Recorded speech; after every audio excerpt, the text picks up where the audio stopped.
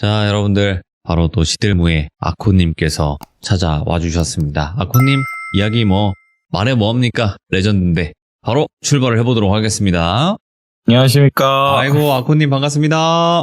반갑습니다. 아코님 오늘 해주실 이야기는 산이님 이야기가 나올까요? 어떨까요? 네, 오늘은 약간 시간을 거슬러 올라가서 이제 순서대로 쫙 풀어볼까 해요. 원피스처럼. 원피스처럼? 예. 네, 이제 첫 시작을 오픈을 해보도록 하겠습니다. 원피스를 언급하셨으니까 20-30년은 하셔야 되는데 괜찮겠어요? 한 15년까지는 괜찮을 것 같아요. 알겠습니다. 네. 알겠습니다. 자, 그러면 바로 어떤 이야기인지 출발을 해보도록 하겠습니다. 렛츠고! 기르십니다. 아코죠.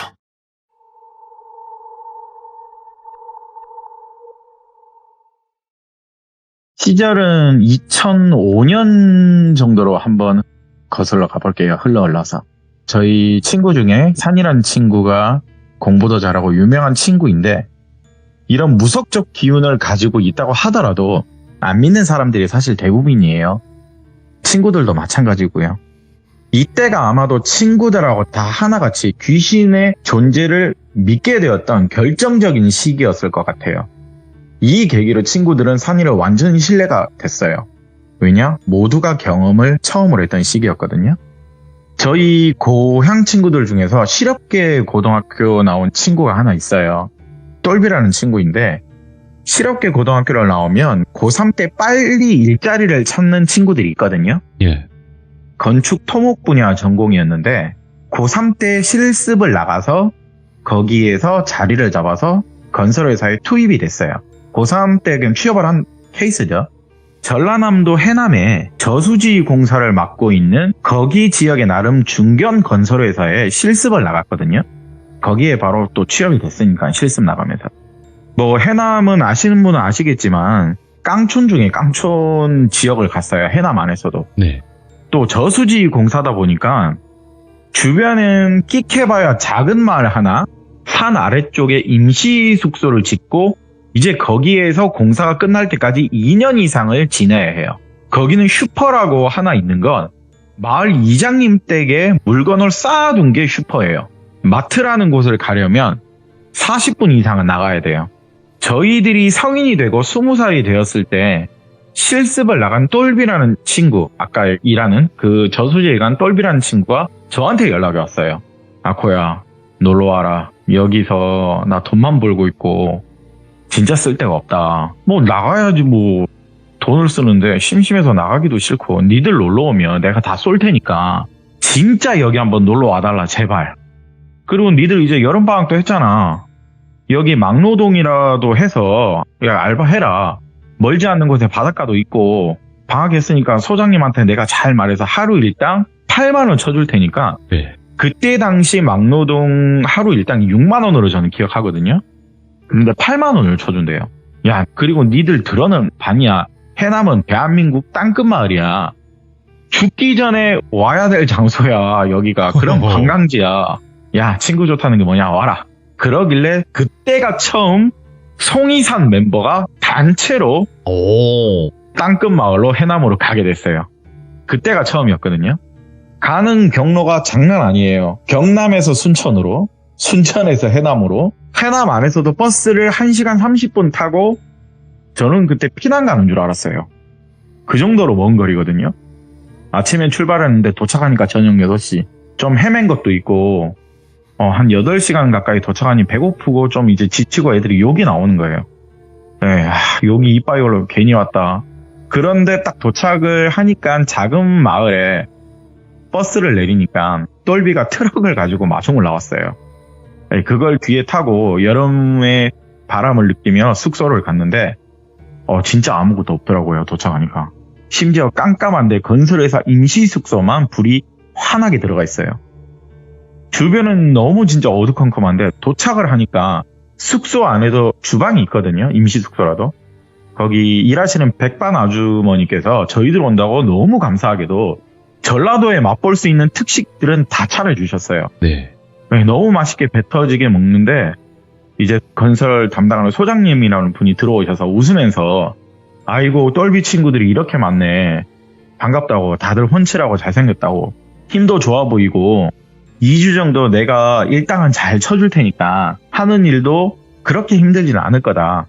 그리고 비 오는 날에는 막노동 특성상 일을 못하니까 그때 쉬면 된다고 말씀을 해주시더라고요. 그렇게 설명을 듣고 제일 큰 방에 저희 6명이 자면 된다고 들어갔는데 TV도 있었고 나름 임시 숙소임에도 불구하고 잘 돼 있더라고요. 에어컨도 있고. 오랜만에 또 똘비를 만난 것도 있고 회포도 풀면서 도란도란 이야기를 하는데 평소에 조용하던 산이가요. 질문을 얘는 잘 안 하는 편이거든요. 똘비한테 몇 가지 질문을 좀 하더라고요. 첫 번째가 똘비야 혹시 여기 위쪽이 저수지 공사를 하고 있는 터냐? 맞다. 걸어서 한 15분 정도 올라가야 되고 뭐 우리는 트럭이나 오토바이 타면 금방 간다고. 두 번째 질문이 혹시 이 마을에 우리 또래 남자나 여학생이 있냐? 이 말하니까 똘비가 그러고 보니까 내가 여기 1년 가까이 있으면서 여중생, 여고생은 그리고 또 성인 여자는 몇 명은 봤는데 뭐 학교 갈 때 뭐 버스를 타잖아요. 생각해보니까 우리 또래 남자들을 많이 본 적이 없대요. 여기 식사 차려주시는 백반집 아주머니도 딸만 둘 있대요. 세 번째가 질문을 하려고 할 때 소장님이 들어오셔서는 복숭아하고 과일을 이것저것 주시면서 먹으라고 말이 잠시 끊겼거든요. 말이 끊기니까 대화의 주제가 다른 걸로 넘어가잖아요. 저희가 남자들이 있으니까 뭐 게임이나 여자 이야기로 어영부로 다른 대화로 넘어갔는데 저는 이게 계속 생각이 나더라고요. 저는 좀 어릴 때부터 친구다 보니까 이제 다 잘 때쯤에 애들이 하나도 양치하면서 담배 피러 나간 애들이 많아서 저랑 둘이 있을 때 산이한테 제가 물었거든요. 야, 세 번째 너 뭐라고 물어보려고 했냐? 물어봤는데 자기가 직접 그냥 확인을 해봐야 되겠대요. 내가 여기 일하면서 그냥 알아보고 나서 말을 좀 해봐야 되겠다고. 딱 그 말을 하니까 제 입장에서는 역시 또 뭔가가 있군. 저는 그렇게밖에 생각이 안 돼요. 그렇게 저수지 막노동 알바에 저희는 투입이 됐고 일은 좀 힘들었어요. 아무래도 저수지 공사 터다 보니까. 일은 힘들지만은 재밌더라고요. 측량할 때는 막 이리저리 뛰어다니고 장난도 치고 그리고 다이너마이트로 암벽을 부수는 것도 저희 그때 처음 봤거든요. 신기하더라고요. 군대에서 봐야 될 걸 먼저 봤거든요. 그리고 저녁 때는 마을 분들도 나오셔서 다 같이 고기를 구워 먹은 적도 있는데 거기 여고생, 여학생들도 몇몇 있고 해서 저희랑 끽해봐요. 그 당시는 20살이니까 또래잖아요. 한두 살 차이면. 그러다 보니까 좀 같이 놀기도 했어요. 네. 주말 되면 바닷가 가서 회 소주 한 잔도 하고 똘비 친구가 왜 우리를 또 그리워했는지 와서 보니 알겠더라고요. 사람이 역시 만화에 뭐든지 재밌지. 그렇게 저희가 놀면서 일주 정도 시간이 흘렀는데 장맛비가 우수수 내리던 시기가 왔어요. 저희 친구들 중에 돌자란 친구가 있거든요. 이 친구가 일단 저희 친구들 중에 비주얼이 장난 아니게 좋아요. 잘생겼어요. 키도 186에 그냥 누가 봐도 모델 몸에 얼굴도 하얘요. 네, 저희 말로 하자면 그 샤이니의 민호를 닮은 친구거든요. 네, 지금도 잘생겼어요. 네, 그 돌자란 친구가 담배를 피러 나갔는데 안 오더라고요. 숙소에. 2시간이 지나도 안 와요. 그러면 친구들이 전화를 할 거 아니에요. 받지를 않아요. 그러더니 산이가 똘비한테 야, 오토바이든 자전거든 타고 다들 따라오라고 하는 거예요. 산이가 딱 그 말 하니까 저수지 공사장으로 늦은 밤에 산이들을 저희가 따라서 올라갔어요. 예. 올라갔는데 공사장 한가운데서 돌자가 그냥 멍하니 서 있는 거예요. 정말 깜깜한데 혼자 멍하니 서 있어요. 그래서 제가 야, 뭐하냐고 너. 아니 거기서 무섭게 혼자 왜 있냐고. 그 말에 제가 승질을 냈는데 산이가 잠시만 가까이 가지 말래요. 가까이 가지 말라고 해서 그때 똘비 핸드폰에서 당시 한창 유행하던 주얼리의 슈퍼스타 노래가 벨소리였거든요. 그게 울리니까 돌자가 갑자기 정신을 차리더라고요. 그런데 돌자가 우리 보고 하는 말이 너희들은 왜 여기 있냐고 반대로 얘기를 하는 거예요. 너희들 여기 왜 올라왔어? 우리는 미친놈아 시간이 몇인데 네가 여기 있어서 우리가 찾으러 온 거잖아. 우리가 할 말을 왜 네가 하냐. 너 여기 혼자서 뭐 하냐고 말을 하니까 자기는 불도저를 끄는 중장비 기계 중에 불도저가 있거든요. 불도저 끄는 서반장님이 휴대폰을 불도저에 놔두고 와서 어둡고 그러니까 같이 가주러 하길래 자기는 따라 올라온 거다. 근데 반장님은 어디 갔냐 이러는 거예요. 무슨 소리냐고. 반장님 없다 여기. 예. 그리고 불도저 운전하시는 분은 서반장님이 아니고 유씨 아저씨다. 똘비가 그렇게 말하니까 돌자는 아닌데 뭔 소리야. 누가 봐도 아래 위에 너희 회사 땡땡개발 작업복에 하얀색 모자 쓰시는 분 서반장님이 내가 본 거 새끼도 봤나? 아무튼 서반장이 휴대폰 찾을 때 그냥 같이 올라와서 찾아달라고 해서 나 여기 올라온 거고 잠시 생각에 잠겼는데 니들이 뒤에 있는 거라고. 야, 니들이 갑자기 이렇게 단체로 있었는데 내가 놀랬다 야. 이런 말을 하는 거예요. 서로가 계속 다른 말을 하고 있어요. 너희들은 왜 하냐? 우리들은 너는 왜 여기 있냐? 이거예요 지금. 산이가 저수지 주변을 갑자기 한 바퀴 주섬주섬 돌아다니길래 저랑 돌체라는 친구가 따라갔거든요. 산이가 주변을 다 돌았는지 숙소 쪽으로 얘 혼자 갑자기 내려가더라고요. 우리도 일단 다 같이 내려가야죠. 어쨌든 여기 캄캄하니까. 네. 우리들도 다 같이 내려왔는데 숙소에서 갑자기 주방에 굵은 소금 한 뭉치를 꺼내 오더라고요. 그리고 A4 용지에 그걸 하나에 싸요. 그리고 어디론가 나가더라고요. 우리가 산원 어디 가냐고 말을 하니까 아코랑 똘비만 따라고 다들 여기 있으래요. 아코랑 똘비만 따라고 여기 있고 저희 3명이 이제 어디로 향했거든요. 저희는 산이를 따라갔어요 그냥. 그런데 어떤 집 하나에 멈추더라고요. 산이고. 거실에 불은 꺼져 있는데 방 하나에 불이 켜져 있어서 산이가 문 앞에서 실례합니다 라고 얘기를 하더라고요. 그런데 아주머니께서 한번 나오시더니 공사장 총각들이네. 무슨 일이냐고 이 시간에. 그런데 거기서 산이가 죄송한데 아주머니 혹시 여기 따님들 있으시죠? 라고 말을 하니까 우리는 딸만 3명이라고. 중학생, 고등학생 이렇게 3명이라길래 지금 집에 다 있냐니까 큰 딸만 있고 막내랑 둘째는 광주의 할머니 집에 방학이라서 놀러 갔대요. 아주머니 정말 그럼 죄송한데요. 큰 따님 지금 볼 수 있냐고.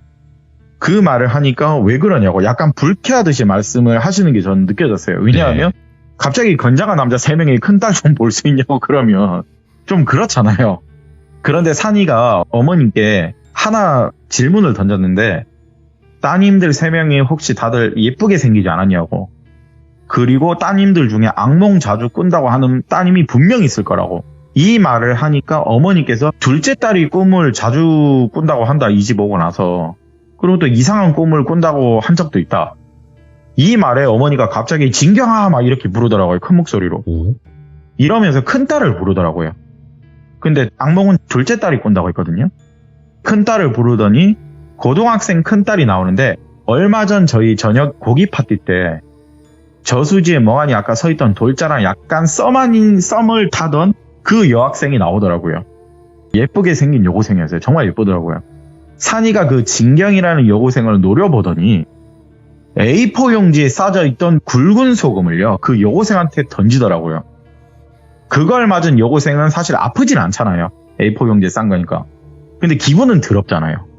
어머니랑 그 여고생이 승질내면서 뭐하는 짓이냐고 저희한테 이제 욕을 좀 했어요.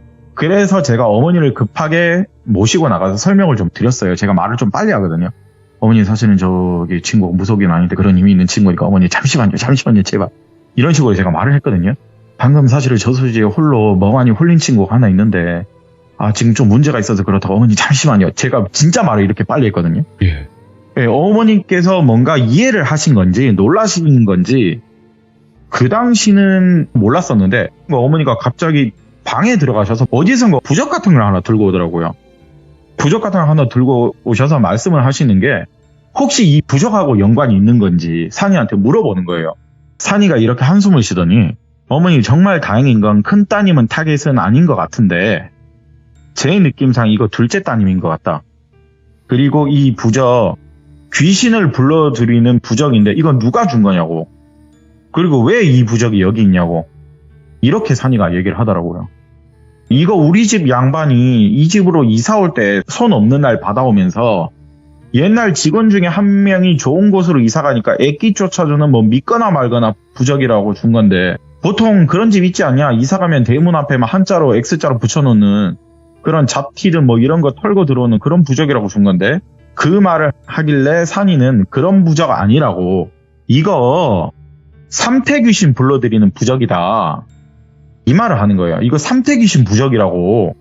자, 여기서 삼태귀신은요, 모르시는 분들을 위해서 제가 그냥 부연 설명을 약간 드릴게요. 삼태귀신은요, 처녀귀신이 여자라면요, 총각귀신은 남자귀신이거든요. 이걸 삼태귀신이라고 하고, 우리나라에서 가장 많이 하는 말은 몽달귀신입니다.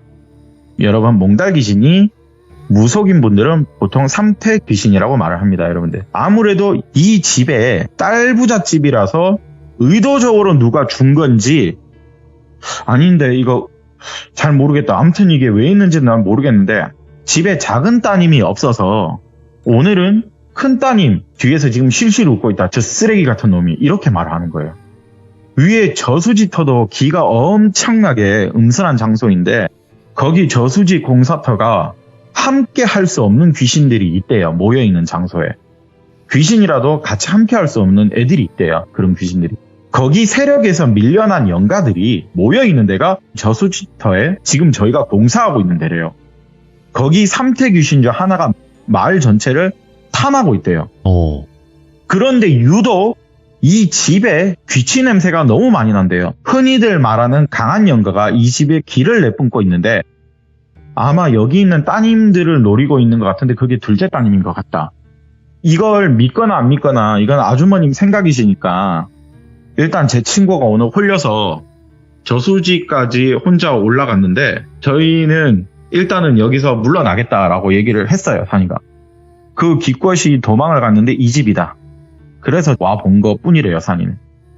아마도 얼마 전 고기 먹을 때 제 친구하고 저기 진경이라는 여학생하고 사이가 가깝고 눈 맞았다고 생각하니까 이 3태 귀신이 심술이 나서 제 친구 홀린 것 같은데 오늘 마침 또 둘째 딸도 없으니까 이 3태 귀신 것들은 음기나 음향이 센 여자뿐만 아니라 냄새가 똑같은 여성들이면 욕심이 많아선 다 자기 거라고 생각을 한대요. 예. 조심하셔라. 이 부적은 저희 게 아니기 때문에 태우시던 다시 가지고 있으시던 어머니 뜻대로 하시라고. 그리고 저희가 나왔거든요. 그런데 이 말에 이 집 어머니는 약간 무속적인 말들을 좀 믿는 분인 것 같았어요. 제가 보기에는. 최근에 악몽까지 꾼 거에 대한 이야기까지 맞춘 산이를 보고는 신기한 듯이 분명 쳐다봤었고 그리고 저희는 숙소로 돌아왔는데 돌자는 그 와중에 아직도 우리가 이상한 놈으로 생각을 하면서 쳐다보고 있어요. 아니 진짜라고 자기는 서반장이라는 사람하고 올라왔고 불도저히 휴대폰 찾고 있었다. 그런데 니들이 온 거라고. 똘비는 너무 답답하죠. 걔가 여기 1년 이상 일을 했는데 아니 서반장이라는 사람 없다고 이 새끼야. 여기 잘 보라고. 이 불도저 모는 거 유씨 아저씨라고. 사무실에 장비 모는 직원 명단 보라고. 저기 이름 있냐고 서씨가. 그때부터 돌자가 표정이 좀 어두워지더니 결국에는 상황인지를 좀 하더라고요. 산이가 말하길 아이고 돌자야 생긴 대로 논다고 잘생기고 키 크고 너 누가 봐도 멋진 놈인 거 아는데 이 지역 여자랑은 좀 잘못 걸린 것 같다. 잘못 건든 거라고 해야 되나? 이렇게 얘기를 하더라고. 아니지. 오히려 이쪽 여성들이 너 좋다고 달려들어도 너 지금 여기서 조심해라. 여긴 조심해야 될 장소다. 이렇게 경고를 하더라고요. 그리고는 이제 저희가 자려고 다 누워있을 때 돌자놈이 저희한테 슬쩍 하나를 얘기를 하더라고요. 둘째 날 고기 굽고 먹을 때 왔다 갔다 하면서 사실은 진경이란 여고생과 많이 친해졌대요. 1주 정도 지나니까 많이 가까워졌고 저희 몰래 문자도 하고 있었더만요. 문자를 막 주고받고 있고 하여튼 좀 생긴 놈들을 가만히 있지를 못한다고 저희가 막 구박을 했거든요. 근데 산이가 누우면서 말하기를 이거 농담으로 그냥 넘어갈 건 아니다. 저수지에 누군가 귀신을 불러 모으는 것 같기도 하고 정말 풀어놓은 것 같기도 하고 아직은 자기는 그런 단계가 아니라서 잘 모르겠대요. 아침에 일하면서 낮에 보이는 것들이 밤에 니들하고 올라가니까 하나둘 보였대요. 아침에는 전혀 안 보였대요. 그러면서 잠이 들고 다음날은 좀 비가 많이 오더라고요. 막노동은 비가 많이 오면 강제 휴무가 되거든요. 비가 많이 와서 아침 먹고 야 우리 읍에 나가서 PC방이라도 다 같이 가자 심심하니까 그렇게 얘기를 하는데 어제 진경이라는 집의 두 부모님이 저희 숙소로 오셨어요. 예. 이야기 좀 하자고. 이제 아버님도 같이 오셨거든요. 휴게실에서 이야기를 하는데 근데 어떤 할아버지하고 같이 오시더라고요. 이야기는 다 들었다면서 말을 할 찰나 거기서 또 산이가 정색을 좀 하더라고요. 이 할아버지 뭐냐고. 이 할아버지 뭔데 여기 왔냐고. 할아버지 진짜 못된 사람이네 이거. 진짜 반말을 했어요. 할아버지 그렇게 살지 마세요. 어르신과 똑 닮은 따님이 어르신 다리 붙잡고 질질 끌려다니고 있는데 할아버지 왼쪽 다리 편찮으시죠? 산이가 이 말을 하는 거예요. 살아서도 힘들게 살으셨네. 죽어서도 어르신한테 원망이 가득하네. 근데 생긴 게 어르신하고 똑같이 생겼어. 따님인 것 같은데. 대개 자식은 부모를 공경하고 섬긴다지만 부모가 자식 대하기를 남보다 못하고 더 못되게 굴면 그것 또한 원기가 될 수도 있는데 어르신이 딱 지금 그 짝이라고 원기가 따님이라고 폭격하듯이 얘기를 하더라고요.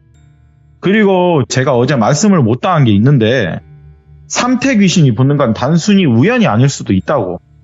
제가 다른 따님을 봐야 알 수 있겠지만 삼태 귀신을 오히려 즐기는 거일 수도 있는 사람이 있대요. 예. 쉽게 말해서 귀접을 즐긴다는 거죠. 뭐 때문에 이 삼태 귀것이 왔는지는 잘 모르겠으나, 그리고 여러분들이 여기 왜 왔는지는 대충 알겠으나, 저는 이 마을에 도움을 줄 생각, 그리고 그럴 힘도 없다고 이 말을 폭격기로 초아시 다다다다다 그러더라고요. 그러면서 야, 읍에 가서 PC방이나 가자. 그러길래 저희는 트럭 안에서 이제 저희들끼리 얘기를 사실 했거든요. 야, 그럼 처음부터 그냥 얘기를 해봐라. 뭐가 질문이 많고 왜 그런지 이제 얘가 얘기를 하더라고요. 여기 해남에 이 돌비 저수지 처음 왔을 때부터 귀신만의, 아까 말씀드린 자기만의 영역 같은 게 있다고 했잖아요. 예.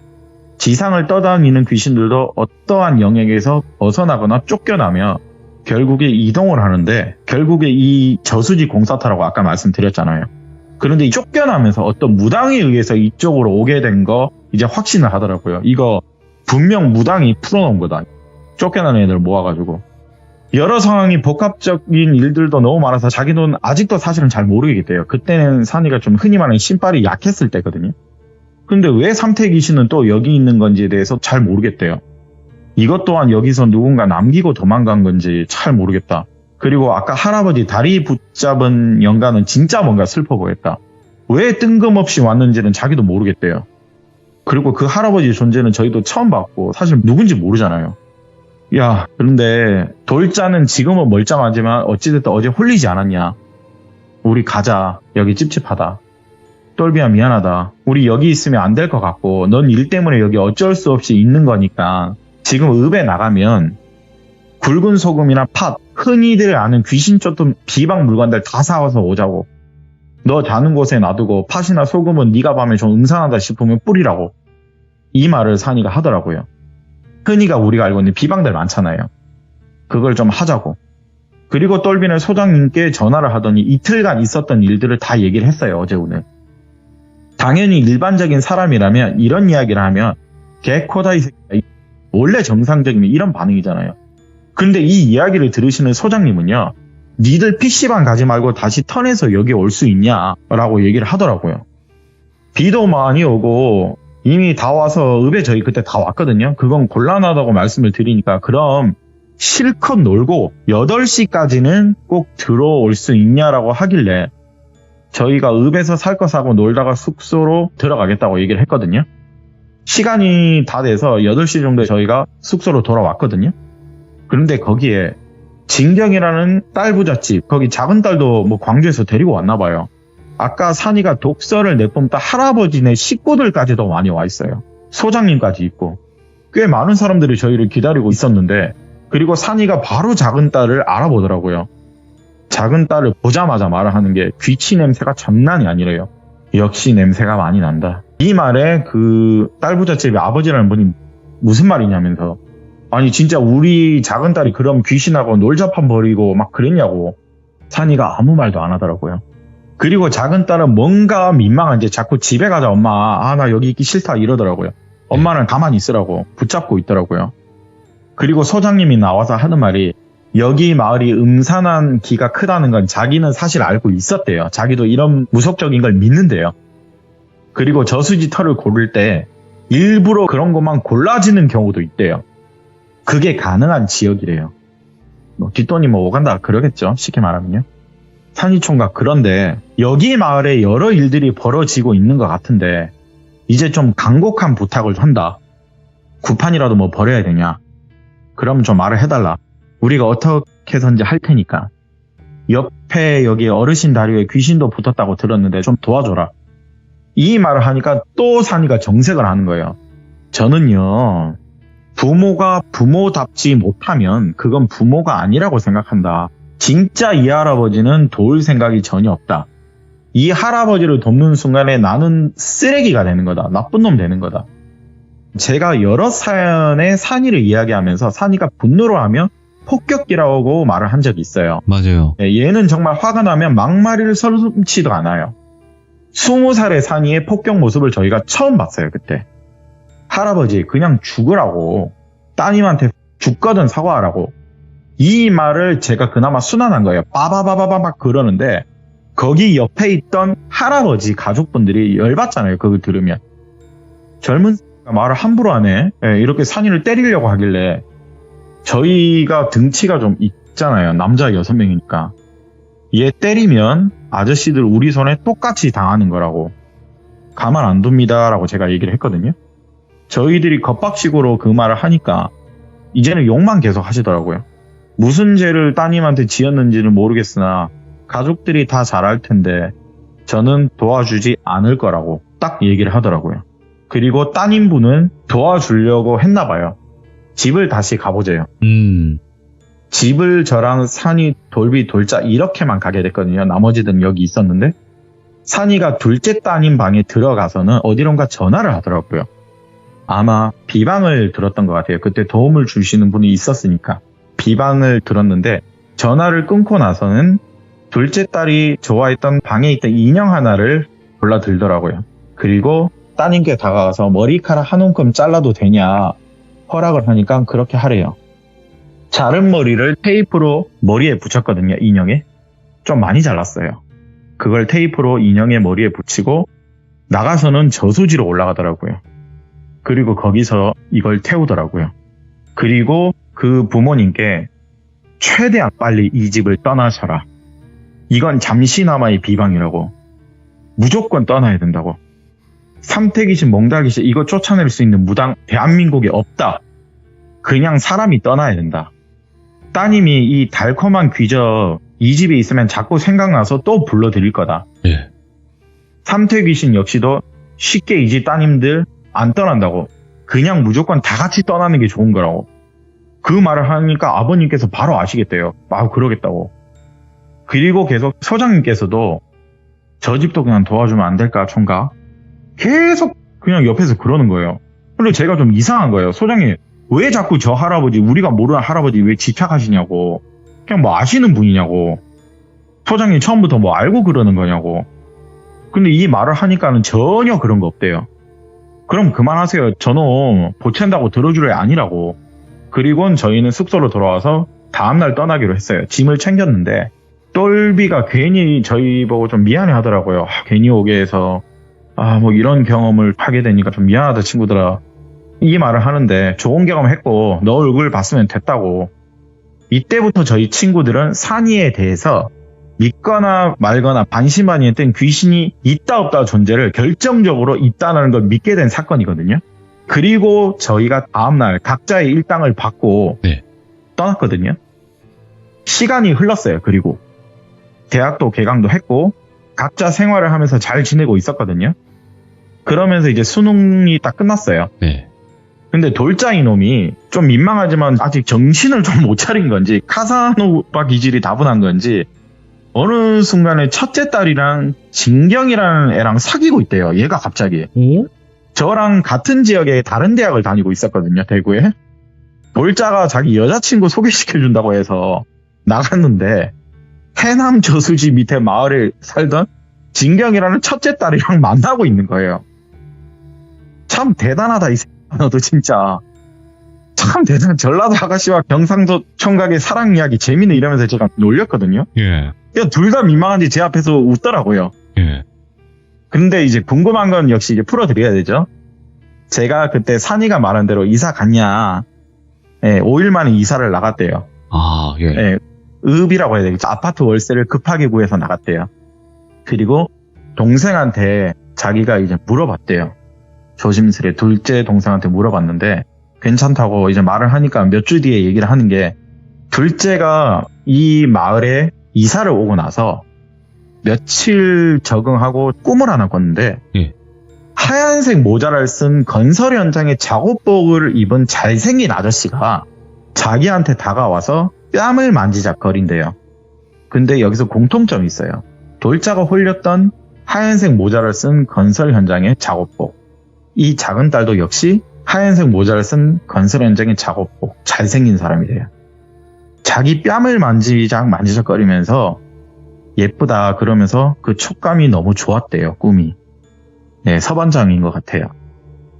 목소리도 너무 좋고 이쁘게 생겼네. 이 말을 하는데 꿈인데 홀린 듯 너무 기분이 좋았대요. 너무. 예. 그러면서 아침에 일어나는데 잘생긴 아저씨가 또는 오빠가 나오니까 기분 너무 좋았대요, 정말. 어느 순간 꿈을 꿀 때면 그 아저씨가 안 나오나 하다가 한 번씩 그 아저씨가 나오면 자기 뺨을 만지는 게 너무 좋았대요. 홀린 듯 꿈속에서 그 아저씨랑 뽀뽀도 하고 꿈속에서 데이트를 즐겼대요. 그러다가 시간이 흘러서 일상생활이 불가능할 정도로 잠자는 게 기다려진 적이 있대요. 잠을 자면 꿈속에 아저씨를 만날 수 있으니까요. 그런데 시간이 지나면 지날수록 연인 관계라고 생각되는지 중학생이라도 여러분도 조금 좀 말을 순환할게요. 성생활에도 호기심이라는 게 나오는 시기잖아요. 중학생도. 그럼요. 네. 네. 그런데도 그것만큼은 좀 하기를 싫었나 봐요. 그 둘째 따님이. 꿈속에서도 거절을 했대요. 그 아저씨가 다가오려고 하는 거예요. 그 삼태 귀신이에요. 서반장은요. 그 삼태 귀신이라는 사람은 알겠다고 천천히 네가 허락할 때까지 기다려주겠다는 또 달콤한 말로 둘째 딸을 홀리고 있었대요. 그런데 어느 순간에 꿈속에 여러 남자들이 한 번은 나온 적이 있대요. 그리고서는 아이고 이쁘다 거리면서 칭찬을 하는데 잘생긴 그 삼태 귀신이 말했을 때랑 갑자기 많은 사람들이 와서 자기 보고 이쁘다 그러니까 오히려 그때는 위화감이 들었나 봐요. 무서워서 잠을 자는 게 반대로 두려웠대요. 그때부터 엄마한테 자꾸 악몽을 꾼다. 자꾸 꾼다 엄마. 하소연을 했다고 하더라고요. 그때. 그럼에도 불구하고 가끔씩 나오는 잘생긴 아저씨 삼태귀신 나올 때는요. 또 너무 좋았대요. 그 손의 촉감과 안아주는 부드러움이 너무 행복해서 그걸 들은 언니가 야 이씨 미친 어쩌자고 그랬냐고. 아니 그럼 나한테도 진작을 말을 해야지. 아니 부끄럽잖아. 내가 아직 청소년인데 이런 이야기를 누구한테 하겠냐고. 언니 친구한테 하겠냐고. 그런데 자기가 어느 순간에 관계를 거부할 때마다 드디어 이 삼태 귀신이 약간 본색이란 걸 나왔는데 너희 언니도 참 예쁘게 생겼네. 이제 곧 성인이지. 이 말을 들었는데 그때부터 소름이 쫙 돋았대요. 그런데 다행히 우리가 등장을 했던 시기예요. 저희가 알바를 하러 왔던. 그래서 그때 잘 마무리가 된 거고 그리고 그 할아버지가 좀 아마 궁금하실 거예요. 그 할아버지에 대한 사연은요. 이후에 똘비도 이야기를 해줬고 그 진경이라는 돌자 여자친구도 이후에 얘기를 해줬거든요. 이게 좀 많이 안타까운데 조금 화가 나실 거예요. 왜 그 여자가 그 할아버지를 딸이 아빠의 다리를 끄는지. 여러분 집안의 남녀차별이라는 건 정말 없어야 합니다. 예. 네, 정말 없어야 돼요. 그 할아버지한테는 아들 2명, 딸 하나가 있거든요. 큰아들, 둘째 딸, 막내 아들 이렇게 3남매인데 이 할아버지가 전라도에 흔히 말하는 졸부래요. 엄청난. 소장님과도 사실 아는 사이였고요. 예. 진경이 아버님과도 사실 아는 사이였어요. 경찰이나 병원에 연락을 하는 것도 있지만 만약에 마을에 무슨 일이 있으면 그런데 꼭 그런 거 있잖아요. 마을 유지, 그 할아버지께도 조언을 구하는 그런 마을이에요. 거기가. 있는 집 할아버지라 그런가 봐요. 진경이한테도 물어보니까 자기한테는 너무 잘해주신 나름 좋은 할아버지였대요. 이 할아버지가 근데 본색이 있는데 남아사상의 끝판왕이래요. 완전. 아들들한테는요. 넉넉하게 용돈을 줘요. 부잣집이니까. 남자들은 돈에 쪼들며 살면 안 된다. 작아지는 거 아니라고. 기피하고 살아야 돼. 기운을 주는 반면 둘째 따님분한테는 여자들은 돈 많으면 생각이 많아지는 청년된대요. 자고로 여자는 없이 살아서 귀한 것을 깨닫는 법을 알아야 된대요. 이 말도 안 되는 개소리를 하는 거예요. 그런 말을 진짜 그러고 달고 하신대요. 동네에서나 사회적으로는 좋은 분인데 유독 딸한테는 그랬다는 거예요. 심지어는 대학을 갈 때도 첫째 아들은 돈을 처발라서 공부를 시켰고 둘째 딸은 독학으로 공부를 엄청 잘했음에도 불구하고 그거 봐라. 조금 위기를 주면 여자들은 독해지면 더 공부 잘해지잖아. 내 말 맞지? 이런 식으로 말하는 사람이에요. 예. 막내한테는 공부가 길이 아니면 일찍부터 사업에 눈을 뜨라고 그렇게 투자를 해주셨대요. 기타적인 많은 지원을. 성인이 될 때 그렇게 편애를 또 하셨는데 그게 너무 힘들어서인지 집을 나오셨대요. 여성분이. 일찍이 나와서 여성분은 일을 하다 보면 일찍 시집을 가는 경우가 많아요. 외로우신 분들은. 아들들은 이후에 무한한 지원에 탄탄대로의 길을 걸으며 잘 살 줄 알았는데 이기적으로 산 아들들이 커서는 효도라는 걸 과연 알까요? 그런 거 잘 모를 거예요, 분명. 그 할아버지가 허리를 크게 다친 적이 있대요. 아들들은 치료를 잘 받으면서 잘 나을 거라면서 대면대면 병문안을 오는 반면 몇십 년 만에 만난 딸이 아버지를 봐서 그런가 나름 눈물을 흘렸대요. 네.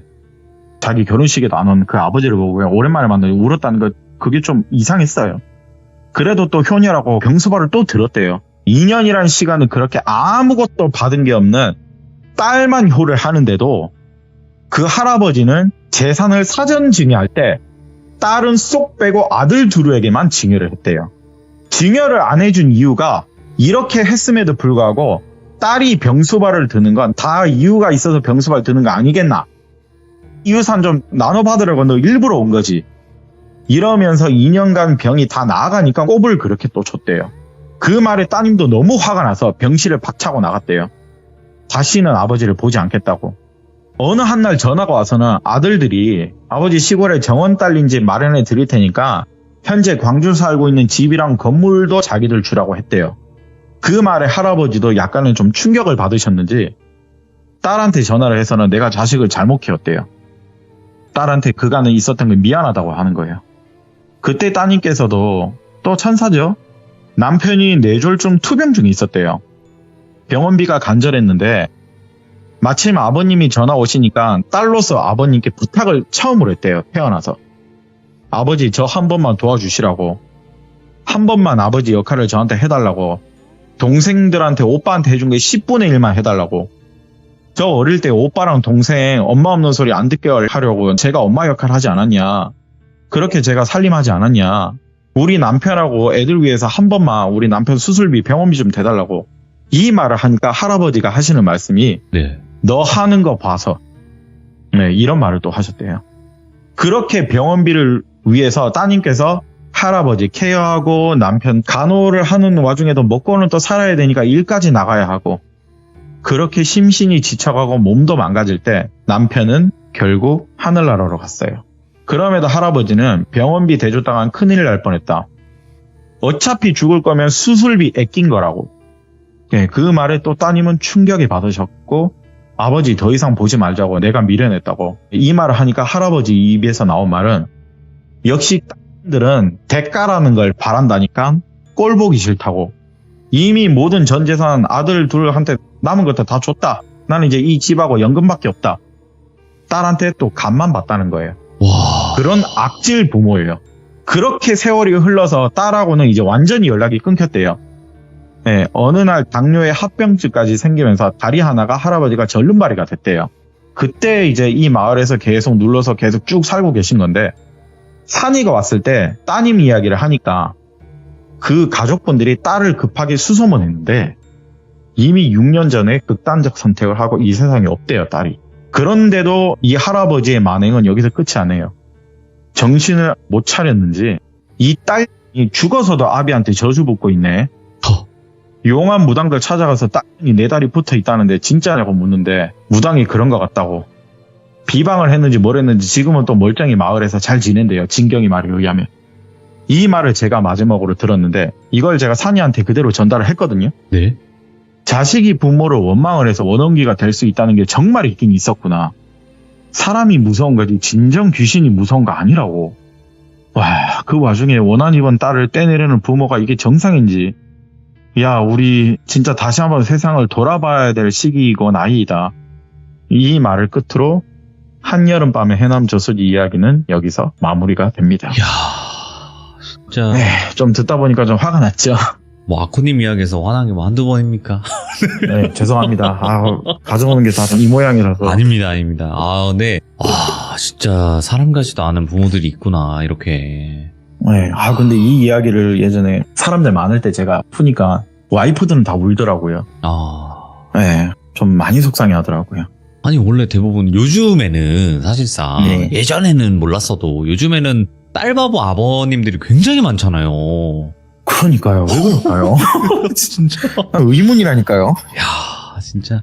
오늘 아코님의 이야기를 들으면서 또 많은 분들이 화도 나셨을 거고 무서워했던 그런 포인트들도 있었을 텐데 그래도 이렇게 해남 저수지 이야기가 끝이 난 거네요. 그죠? 네, 네. 이거는 끝도 없어요. 여전히 진경이라는 친구가 돌자가 만나면 제가 물어보는데 거리가 있다 보니까 헤어지더라고요. 그렇죠. 롱디가 힘들죠. 그죠? 아유, 힘들죠. 네. 아, 네. 이걸 빼먹었네요. 오, 이걸 말씀하세요. 이제 어떻게 할아버지를 알게 되는 거에 대해서는 예, 소장님이 얘기해 주셨어요. 아, 소장님이. 아. 예, 소장님이 똘비한테 예. 예, 사실 모든 걸 다 풀더라고요. 이 얘기를. 아. 자신도 벌 받는 것 같아서. 예, 예. 예, 그래서 할아버지의 디테일한 얘기를 전달해 드릴 수 있었습니다. 그쵸. 왜냐면 이런 거 찝어주시는 게 굉장히 좋은 게 또 이걸 가지고 어떻게 당신들이 이 얘기를 아는 것이냐. 그렇죠. 예, 아무튼 예. 너무너무 감사드립니다. 고맙습니다. 네, 감사합니다.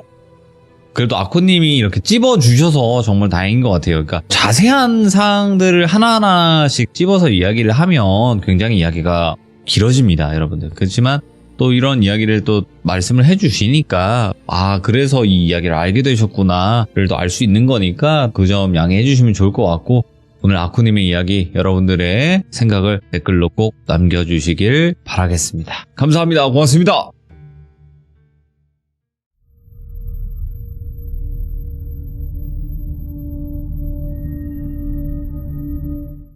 자, 이번 이야기는 시청자 박부로님께서 찾아와 주셨습니다. 오늘 해주실 이야기, 섬뜩한 이야기가 될 것 같은데, 바로 출발을 해보도록 하겠습니다.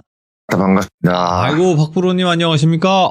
아이고, 잘 지내셨습니까? 네, 아이고, 또 시간이 어느덧 쑥 또 흘러갔네요. 아유, 자, 일단은 예. 박부로님 오늘 예. 해주실 이야기, 사실상 저번에 해주셨던 이야기랑 이어지는 이야기긴 해요. 근데 그죠? 저번의 예. 이야기들은 예. 박부로님께서 해주셨던 이야기 중에 이제 좀 이제 학대라든지 아니면 폭력성에 예. 관련된 이야기만 나왔었어요. 그죠? 그렇죠. 네. 예. 근데 그 이야기를 같이 넣으면 아마 그 이야기는 노딱이 걸릴 것 같아요. 뭐, 노딱 걸릴 네. 줄 알았어요. 네. 그러니까 그 예. 이야기 말고 예. 그 이야기는 하고, 어쨌든 예. 그 이야기 예. 때문에 이렇게 된다라는 걸 알려주신 네. 거기 때문에 처음에만 그냥 간단하게 네. 그 이야기를 완전히 요약을 해서 이번 이야기로 넘어가면 이어지지 않을까 생각을 했거든요. 예, 맞습니다. 네네네. 예. 이어지는 얘기고요. 그쵸, 그쵸. 예. 네. 그러면 오늘 해주실 예. 이야기 바로 시작을 해주시면 좋을 네. 것 같습니다. 바로 갈게요. 렛츠가! 예, 알겠습니다. 길이 아시죠?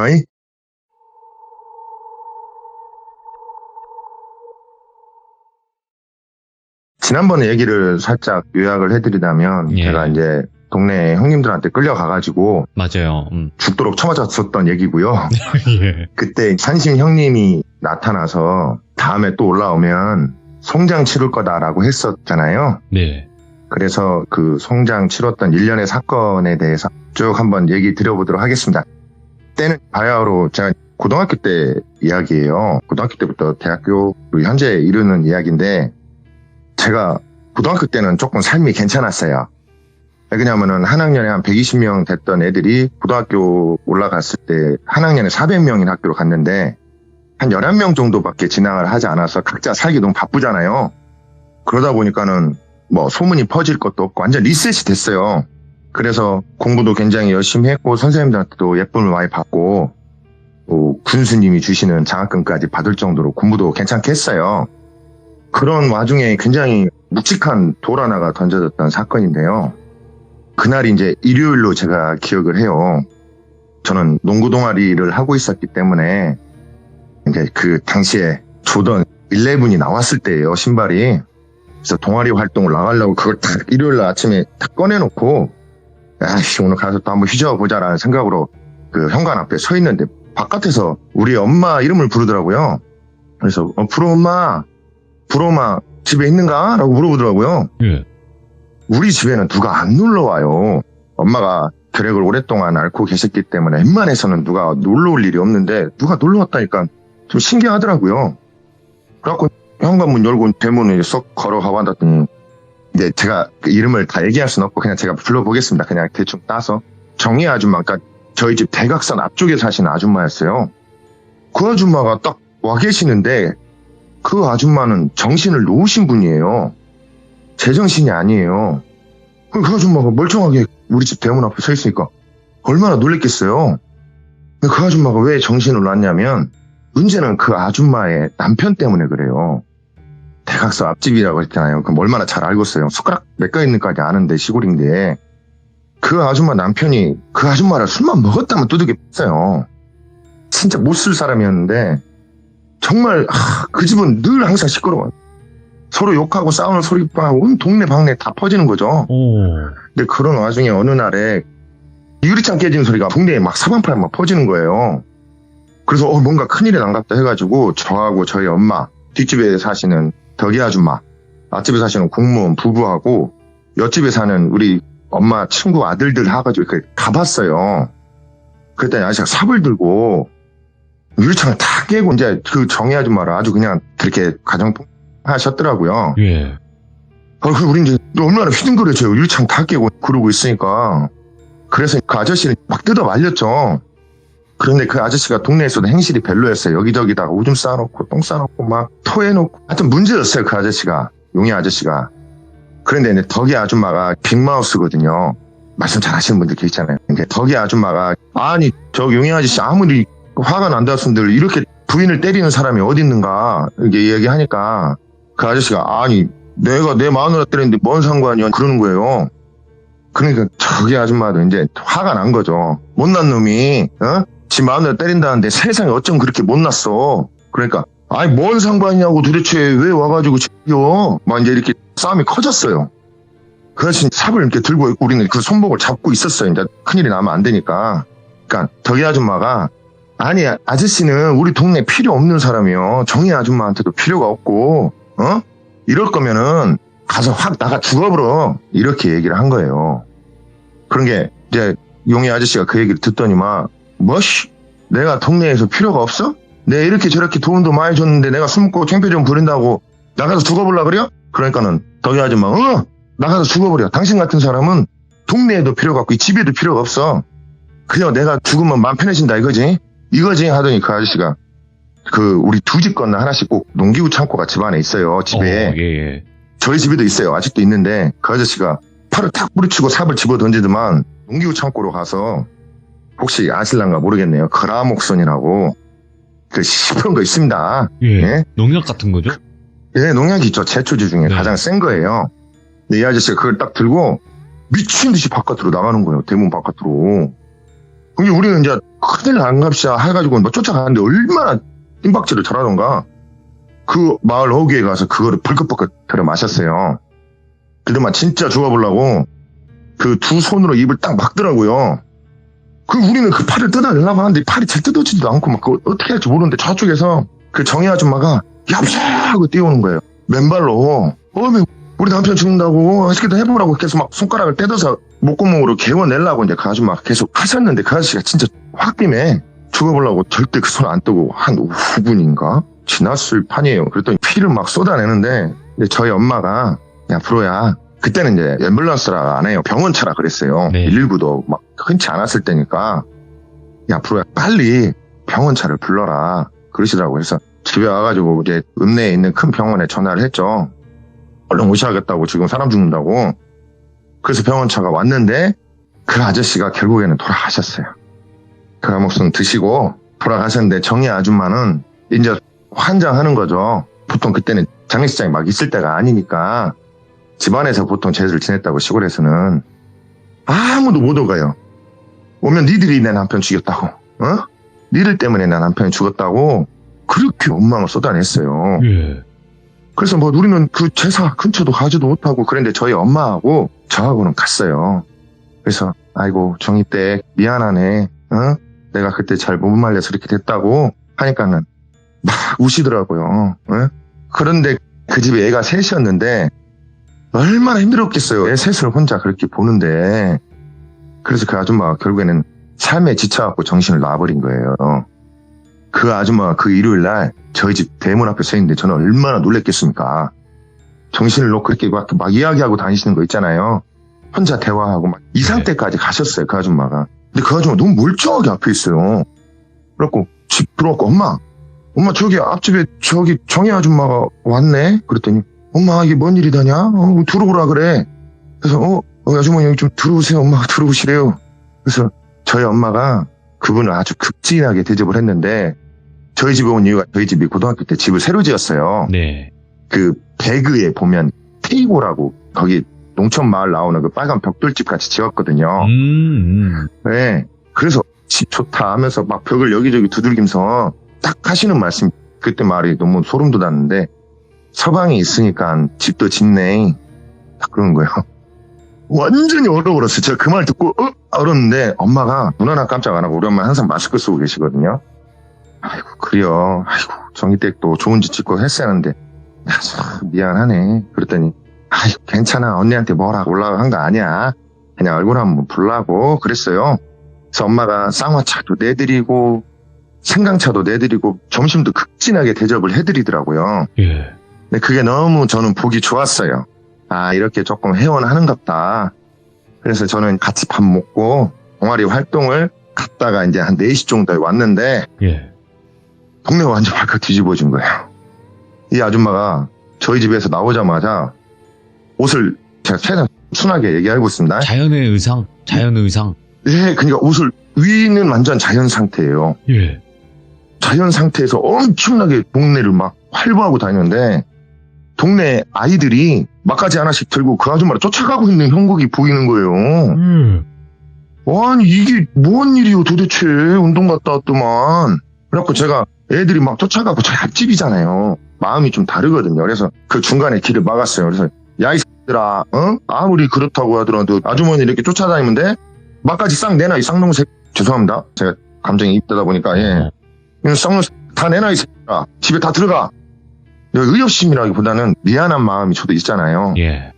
그랬더만 뒤에서 누가 툭툭 두들기는데 뒤에 보니까 정희 아줌마예요. 그러더만 나 잡아봐라 하고 뛰어가는 거예요. 그래갖고 또 옷은 입혀야지 않습니까? 얼마나 민망해요. 애들도 있는데. 그래서 제가 그 아줌마를 쫓아갔더니 저희 마을 입구에 그 정승이 하나 있어요. 근데 이 정승이 보통 이렇게 크고 위험 있게 예쁘게 생겼잖아요. 색깔도 칠해놓고. 근데 저희 동네에 있는 정승은 그게 정승인지도 잘 몰라요. 키는 한 내 가슴만큼 문 정도로 작았고 이게 풍화가 돼서 얼굴도 잘 안 보이는 형태였어요. 근데 그 아줌마가 아이고 네가 시끄럽게 떠들었던 종자구만 하더만 그 정승하고 뭐라고 대화를 나누더니 갑자기 저희 집으로 뛰어가더라고요. 그러더만 저희 집에 있는 농기구 창고에서 낫을 꺼내들고 뛰어오시는데 와 저는 저를 찍어버리는 줄 알고 엄청 쫄았거든요. 근데 저를 지나쳐서 그 정승 앞에 서더니 그 낫으로 그 정승 입 부분이죠. 정확하게 풍화가 돼서 입 부분이라 하기는 어렵지만 예? 거기를 4번을 찍더라고요. 어찌나 세게 찍는가 이 낫이 빠지도 않아요. 막 발로 이렇게 해서 떼더라고요. 4번을 딱 찍더만 저를 보더니 무서워. 저는 다가가지도 못해요. 무서워가지고 어떻게 하지를 못하겠더라고요. 그동안 그 낫으로 당신의 입을 이렇게 찍었어요. 진짜 끔찍했어요. 피를 막 입에서 쏟아내더니 그동안 그 낫으로 본인 목을 이제 이렇게 하셨어요. 이제 엄마가 그때 낫을 갖고 그렇게 하는 걸 보셨고 그래서 제가 다시 병원차를 또 불렀어요. 와. 그래서 병원차가 이제 왔죠. 병원차가 왔는데 그 아줌마가 앰뷸런스 들어가는 침대에 누워서 저를 이렇게 쓱 보더니 손가락 하나를 딱 줬더라고요. 예. 하나를. 그리고 돌아가셨어요. 예. 그분도 돌아가셨어요. 그리고 나서 마을에 이제 사건들이 하나씩 벌어지기 시작하는데 예. 하나씩 한번 말씀을 드려볼게요. 이제 저희 고향이 밭농사가 엄청 잘 돼요. 그런데 밭농사 중에서 가장 힘든 게 무농사입니다. 무농사. 예. 제가 해봤던 밭농사 중에 무농사가 제일 힘들었어요. 이게 언제 힘드냐면 무를 뽑을 때 환장해요. 처음에는 재밌어서 뽑다가 나중에는 이게 머리끄댕이 끄집어내서 막 끄집어내거든요. 예. 너무 힘들어요. 무농사가 특히 수확할 때. 그러면은 마을 사람들 전체가 가서 그걸 뽑아야 하는데 그때 그 무사장님이라 하겠습니다. 밭주인을. 이 무사장님이 이제 이거 품앗이로도 안 되니까 일당 한 13만 원씩 어머니 말씀으로는 줬대요. 그래서 하루에 다 뽑아내는 거죠. 그래서 그날 다 모였어요. 새벽부터 무를 막 뽑기 시작하는데 아침 참을 먹고 이제 무가 보이잖아요. 그러면 일하다 보면 좀 재밌는 분들이 한두 명씩 나오잖아요. 그게 이제 뒷집에 사셨던 덕이 아줌마예요. 그래서 덕이 아줌마가 막 이랬대요. 딱 뽑아내고 나 이거는 이만기 다리같이 생겼네. 그럼 뭐 사람들 막 웃고 이거는 뭐 강호동 동아리같이 생겼네. 막 웃고 이랬대요. 네. 근데 그것도 이제 점심 지나고 나면 사람들이 말수가 없어진대요. 너무 힘드니까 사람들이 말수가 없어지는데 그 아주머니가 한 3시쯤에 이제 거의 끝나갈 때쯤이었나 봐요. 물을 하나 뽑더니 참고로 저는 이 단어를 끝까지 얘기를 안 할 거예요. 예. 왜냐면은 제가 말하는 게 좀 불편해. 이분들이 비정상적인 게 아니라 좀 몸이 불편하신 분들이잖아요. 아, 네네. 그래서 참고로 저는 이 단어를 잘라서 다른 식으로 좀 표현을 할게요. 제가 불편해서. 근데 뭐라고 했냐면 하나 뽑더니 에이 이거 참 무 같지도 않은 거 참 둥이 그것같이 생겼네 라고 표현을 한 거예요. 그냥 알아서 잘 들으시면 좋을 것 같습니다. 제가 표현을 정확하게 못해요. 죄송합니다. 예.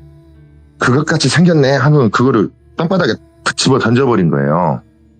그러더만 이제 무사장님이 아니 정의 때 아니 물을 그렇게 바닥에다 팍 내팽개지면 어떡해? 아니 저거는 쓸 수도 없는 거잖아요. 그러니까 아니 그래서 저기 농협으로 출하 안 될 거는 이쪽 봉다리에 담으라 그랬잖아. 거기다 넣으면 되지 왜 그거를 거기다 집어 던지고 그려. 그러니까 아니 이건 누가 봐도 못 쓰는 건데 뭘 뭐라 그래요. 그랬더니 그 무사장님이 아니 그리고 아니 둥이 그것 같다니 말이 너무 심한 거 아니요? 그거 본 적이나 있어? 그랬더니 딱 봐도 그것처럼 생겼잖아. 내가 본 적은 없지만 뭐 말실수했다 그래요. 사람이 체력이 떨어지면 감정이 올라오잖아요. 예. 그러니까 일이 끝날 때쯤 되니까 다들 감정이 올라온 상태죠. 무사장님도 화가 났고 덕이 아줌마도 화가 났고 이제 격양된 상태예요. 그것도 한 번 본 적 없는 양반이 그것처럼 생겼다고 말을 어떤 그렇게 함부로요? 서로 이제 막 지긋대고 싸운 거죠. 그랬더니 참 아니 내가 뭔 말실수했다고 그려? 참 내가 하루 종일 못 빠지게 일했더만 내가 참 이런 소리 들으려고 했는갑네 하면서 그 팔토시 탁 집어 던지고 집으로 가버리셨대요. 예. 그랬더니 야 정말 저렇게 하면 안 되는지 이렇게 무사장님이 끝말을 했다 하더라고 어머니 말씀으로는. 그리고 끝나고 나서 삼겹살 파티도 하고 일당도 나눠줘야 하는데 그 무사장님이 와서 덕일 때 좀 불러라. 그래도 하루 종일 고생했는데 같이 삼겹살도 먹고 일당도 좀 줘야 되겠다 한 거예요. 그러니까 엄마가 이제 뒷집 사니까 덕이 아줌마한테 가서 아이 그러지 말고 저기 무사장님도 죄송하다 한 게 가서 저기 삼겹살 같이 먹세. 돈도 더 준다고 하니까는 같이 그 고깃집으로 엄마랑 같이 넘어오셨대요. 성대하게 고기 파티를 하고 이제 집에 가잖아요. 근데 무사장님 차가 그랜저예요. 대부분 봉고를 타고 왔는데 무사장님 딱 그러더래요. 아니 저기 덕이댁 내가 오늘 말이 좀 심했고 미안해. 그래서 덕이댁은 내 차 타고 가지. 그러니까 차가 갓그랜저 아시죠? 시티폰 달려있는 거 당시에는 부자들만 있었습니다. 그럼요. 예. 그랬더니 덕이 아줌마 그 차를 보더니 엄마 이렇게까지 하면 되는데 타도 돼야? 그랬더니 타 괜찮아. 내가 여기까지 특별히 서비스 할게. 그랬더니 덕이 아줌마가 신났죠. 근데 재밌는 건 엄마죠. 우리 엄마 앞집 뒷집 살잖아요. 네. 그 엄마도 나도 타면 안 돼야? 그랬더니 아니 저기 저 부러 엄마는 저 봉고 타고 와. 야 그런 게 그렇대요. 어머니 말씀이에요. 그래서 엄마는 이제 봉고 이스타나 타고 오시고 그랜저를 타고 갔는데 덕이 아줌마가 며칠을 동네에서 안 보여요. 그러더만은 산에서 목을 메고 돌아갔어요. 뭐야? 그게 발견이 됐어요. 예. 제가 죽도록 처맞은 그 산에서 목을 메고 돌아가셨는데 경찰이 이제 올 거 아닙니까? 예. 경찰이 와서 조사를 해봤더니 자살이 아니라 타살이라 그런 거예요. 예. 뭐 조사를 어떻게 했는가 모르겠는가. 그날이 일요일인가 그였는데 경찰차 3대가 저희 동네로 들어오더라고요. 예. 그래서 이제 경찰차가 몇 대가 이렇게 들어오더냐 했더니 역학조사를 해보면 누가 마지막에 탔습니까? 같이 무사장님이시잖아요. 그래서 무사장님이 유령 용의자였고 그 집에 경찰차 3대가 딱 와서 동네 사람들 몰려갈 거 아닙니까? 그랬더니 그 집이 참 잘 살았는데 만석군 집인데 참 처음 봤거든요. 모르는 사람들 3명이 이렇게 망토 같은 걸 거치고 차에 타는 거예요. 저 사람들은 누구야? 봤더니 이 사람들이 그 무사장님 동생이었던 거예요. 무사장님 동생이었고 무사장님 동생이 그 병을 앓고 계셨던 거예요. 그래서 나중에 이제 내막을 알아보니까 자기 동생이 그 병을 앓고 있잖아요. 그래서 그날 그 그랜저를 끌고 집으로 왔답니다. 무사장님 집으로 와가지고 아주머니를 끌고 가가지고 그 방문을 열고 야 얘들아 이분이 그것을 한 번도 본 적이 없다 그러는데 오늘 한번 제대로 보여줘라 하면서 문을 확 잠가버렸대요. 헐. 그 이후로 사고는 제가 이거 구체적으로 얘기할 수는 없고 거기에는 유 사장님이 목요셔서 그분 돌아가시게 했고 이제 자료를 유정하기 위해서 그 산에다가 매달아 놨던 거죠. 와. 네, 이거는 정말 실제 있었던 얘기. 왜 이런 얘기가 서울에 안 알려지냐면 시골은 매체가 발달이 안 돼 있잖아요. 그러다 보니까는 이런 얘기들이 못 듣는 거죠. 과거 얘기도 아무튼 그렇게 하고. 그래서 돌아가셨어요. 그래도만 동네 아줌마가 나타났는데 꿈에 옷을 시커먼 걸 입고 나타나서 눈이 새까매요. 근데 제가 한 가지 알고 있는 거는 왜 여러분 뭐 귀족님들도 귀신 신선치 않게 보겠지만 귀신 중에 눈이 시커먼 게 제일 위험해요. 한이 많으면 동공이 눈에 다 차거든요. 예. 반대로 사배간들 있잖아요. 동공이 네. 작은 애들. 이런 애들은 잡귀인데 이 잡귀 중에서도 자신이 왜 죽었는지 자신이 누군지 완전히 잃어버린 상태는 사배간이에요. 제가 경험하면서 알게 된 것들이거든요. 이거는. 네네. 그만큼 한이 너무 많다라는 거죠. 그래서 두 번째 손가락을 이렇게 딱 접더라고요. 헐. 저희 뒷집 아줌마도 그렇게 돌아가셨어요. 예. 여기서 얘기가 끝나면 좋겠는데 그 다음에 이제 저희 앞집에 공무원 아저씨가 계셨잖아요. 예. 이 공무원 아저씨네 집은 그 할머니하고 저희 할머니하고 친구였어요. 그래서 그 할머니 칠순잔치도 정말 크게 하고 같이 모여서 밥도 먹고 이럴 정도로 마을이 되게 화목했는데 그 할머니가 지병을 좀 심하게 앓았어요. 그래서 그 며느리가 저희 어머니하고 또 왕래가 있었던 친구분이신데 정말 급진하게 그렇게 모셨어요. 치매가 심하게 오셨는데 똥기저귀 다 갈면서 너무 급진하게 모셨는데 이 할머니가 이제 지병이 심해져서 결국 돌아가셨는데 절대 그럴 거라고 아직도 안 믿기거든요. 저는 그 공무원 아저씨가 바람을 핀 거예요. 저는 절대 그럴 줄 몰랐어요. 아직도 저는 안 믿고 싶어요. 너무 반듯하신 분이고 너무 인자하시고 항상 인사도 잘 받으셨던 분이시거든요. 세상에 그분이 바람을 필 줄 어떻게 알았어요. 그래서 그 집도 매일 시끄러운 거죠. 이제 싸움 소리가 너무 크게 싸우는 거죠. 그러다가 그때가 이제 토요일인가 그때였는데 앞집 장녀 누나가 이제 저희 학교 선배고 대학교 선배이기도 한데 그 누나가 집으로 와가지고 이제 인사하잖아요. 앞집 사니까 누나 주말이라고 집에 왔는가 보네 했더니 대꾸도 안 하는 거예요. 평상시라면 대꾸를 해주거든요. 그래서 누나 학교는 다닐만해. 나도 내년에 그쪽 학교 갔으면 좀 쓰겠는데 막 이런 식으로 대화를 주고받으려고 하는데 저를 쌩 지나서 집으로 딱 가더라고요.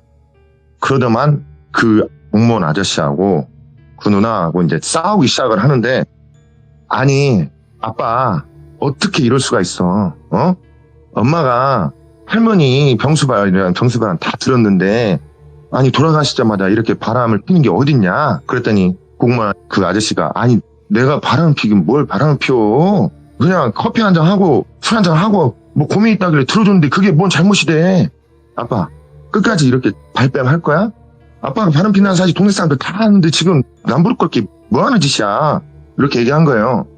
네가 봤어? 아빠가 바람 피는 거 봤냐고. 그랬더니 봤어 하더니 사진을 이렇게 뿌렸는데 저희 동네 모텔 있어봤자 몇 개나 있겠습니까? 한두 개잖아요. 예. 시골에 누나가 와가지고 사진을 다 찍었더라요. 들어가는 걸. 아빠가 바람 피는 거네. 이거 봐. 이래도 발뺌할 거야? 그냥 아빠가 여기 잠깐 저 아줌마하고 그냥 지나간 걸 네가 찍은 거구만 뭘. 그리고 네가 임마 지금 아빠 뒷조사 할 때 임마 공부나 열심히 해. 그랬더니 그 누나가 난 아빠가 너무 세상에서 부끄럽다. 엄마가 불쌍하지도 않냐. 아빠 같은 사람은 필요가 없다. 그냥 아빠 나가서 확 죽어버렸으면 쓰겠다. 이렇게 얘기한 거죠. 그래서 그분이 그 당시에 아빠가 죽었으면 쓰겠어? 그랬으면 쓰겠어? 하더니 차를 끌고 가서 그 언덕배기 길이 있어요. 저희 동네 뒤편으로 거기다 차를 대고 연탄 피고 돌아가셨어요. 차 안에서. 이렇게 계속 연속으로. 그래서 정희 아줌마가 또 꿈에 나타나더니 그 시커먼 눈을 뜨고 저한테 세 번째 손가락을 딱 접더라고요. 예. 근데 여기서 끝났으면 쓰겠는데 저희 옆집에는 저희 엄마 정말 어렸을 때부터 중마부 분께서 사셨어요. 그 형님들도 저도 잘 알고 특히 그 막내 형님하고 너무 각별하게 잘 지냈어요. 이 형님 정말 건실했거든요. 얼굴도 잘생기고 옷도 정말 네. 잘 입고 다녔어요. 얼마나 건실했냐면 제가 이제 대학교 때인가 만났는데 저한테 이러더라고요. 야 프로야 돈 버는 게 이렇게 힘들다. 근데 돈 쓰는 건 너무 쉽더라. 절약해야 부자 될 수 있다. 이렇게 얘기하실 정도로 진짜 성실하셨거든요. 근데 이 형님한테 신병이 온 거예요. 네. 혹시 뭐 실무에서 나왔는가 모르겠지만 옆에서 지켜보면 그 사람 환장이에요. 신병 걸린 사람. 네, 힘들겠죠. 네. 정말 심하게 와가지고 갑자기 화냈다가 갑자기 막 웃었다가 막 울었다가 자기 감정을 주체를 못하더라고요. 예. 그러니까 오죽했으면 이런 일이 있었어요. 호프집에서 우리 친구들하고 통닭집에서 통닭을 하나 뜯고 있는데 갑자기 일어나더만 제 여자 동창을 막 두들겨 팬 거예요. 손바닥으로. 그래서 다들 놀랬죠. 이제 막 뒤집어졌어요. 통닭집이라 크겠습니까? 몇 평 남짓하지 않는 거기서 테이블 두세 밖에 없는 데서 제 동창을 때리니까 얼마나 놀랬겠어요. 제가 어렸을 때부터 너무나 각별하게 저를 챙겼던 형이고 옆집 형이잖아요. 그래서 제가 가갖고 형 이거 뭔 일이야 왜 그래요? 그랬더니 야야 불어야 너 말리지 마. 저 여자가 귀신에 들렸다는 거죠. 이 친구 누구가. 그래서 저것들은 패죽여야 한다고. 그랬더니 형 이게 뭔 소리야. 제발 정신 좀 차려. 그랬더니 아니요. 저는 죽어버려요. 저런 것들이 사람을 괴롭히게 하는 거예요. 막 난리도 아니었어. 맥주병을 깨더만 찔러 죽인다고 해서 제가 그 손을 팍 쳐서 맥주병을 떨어뜨리는데 형 내 얼굴 한번 봐봐. 내 얼굴 한번 봐봐. 내가 알아서 할게. 나도 조금 알아. 그러니까 내가 자는 알아서 할 테니까 형 내 얼굴 봐서 한 번만 봐줘. 그랬더니 제 눈을 딱 바라보더라고 그 형이. 예. 그래서 그러네. 너는 좀 알겠네. 너 어찌 이렇게 몰랐을까? 아이고 우리 부로도 잘 아는구만.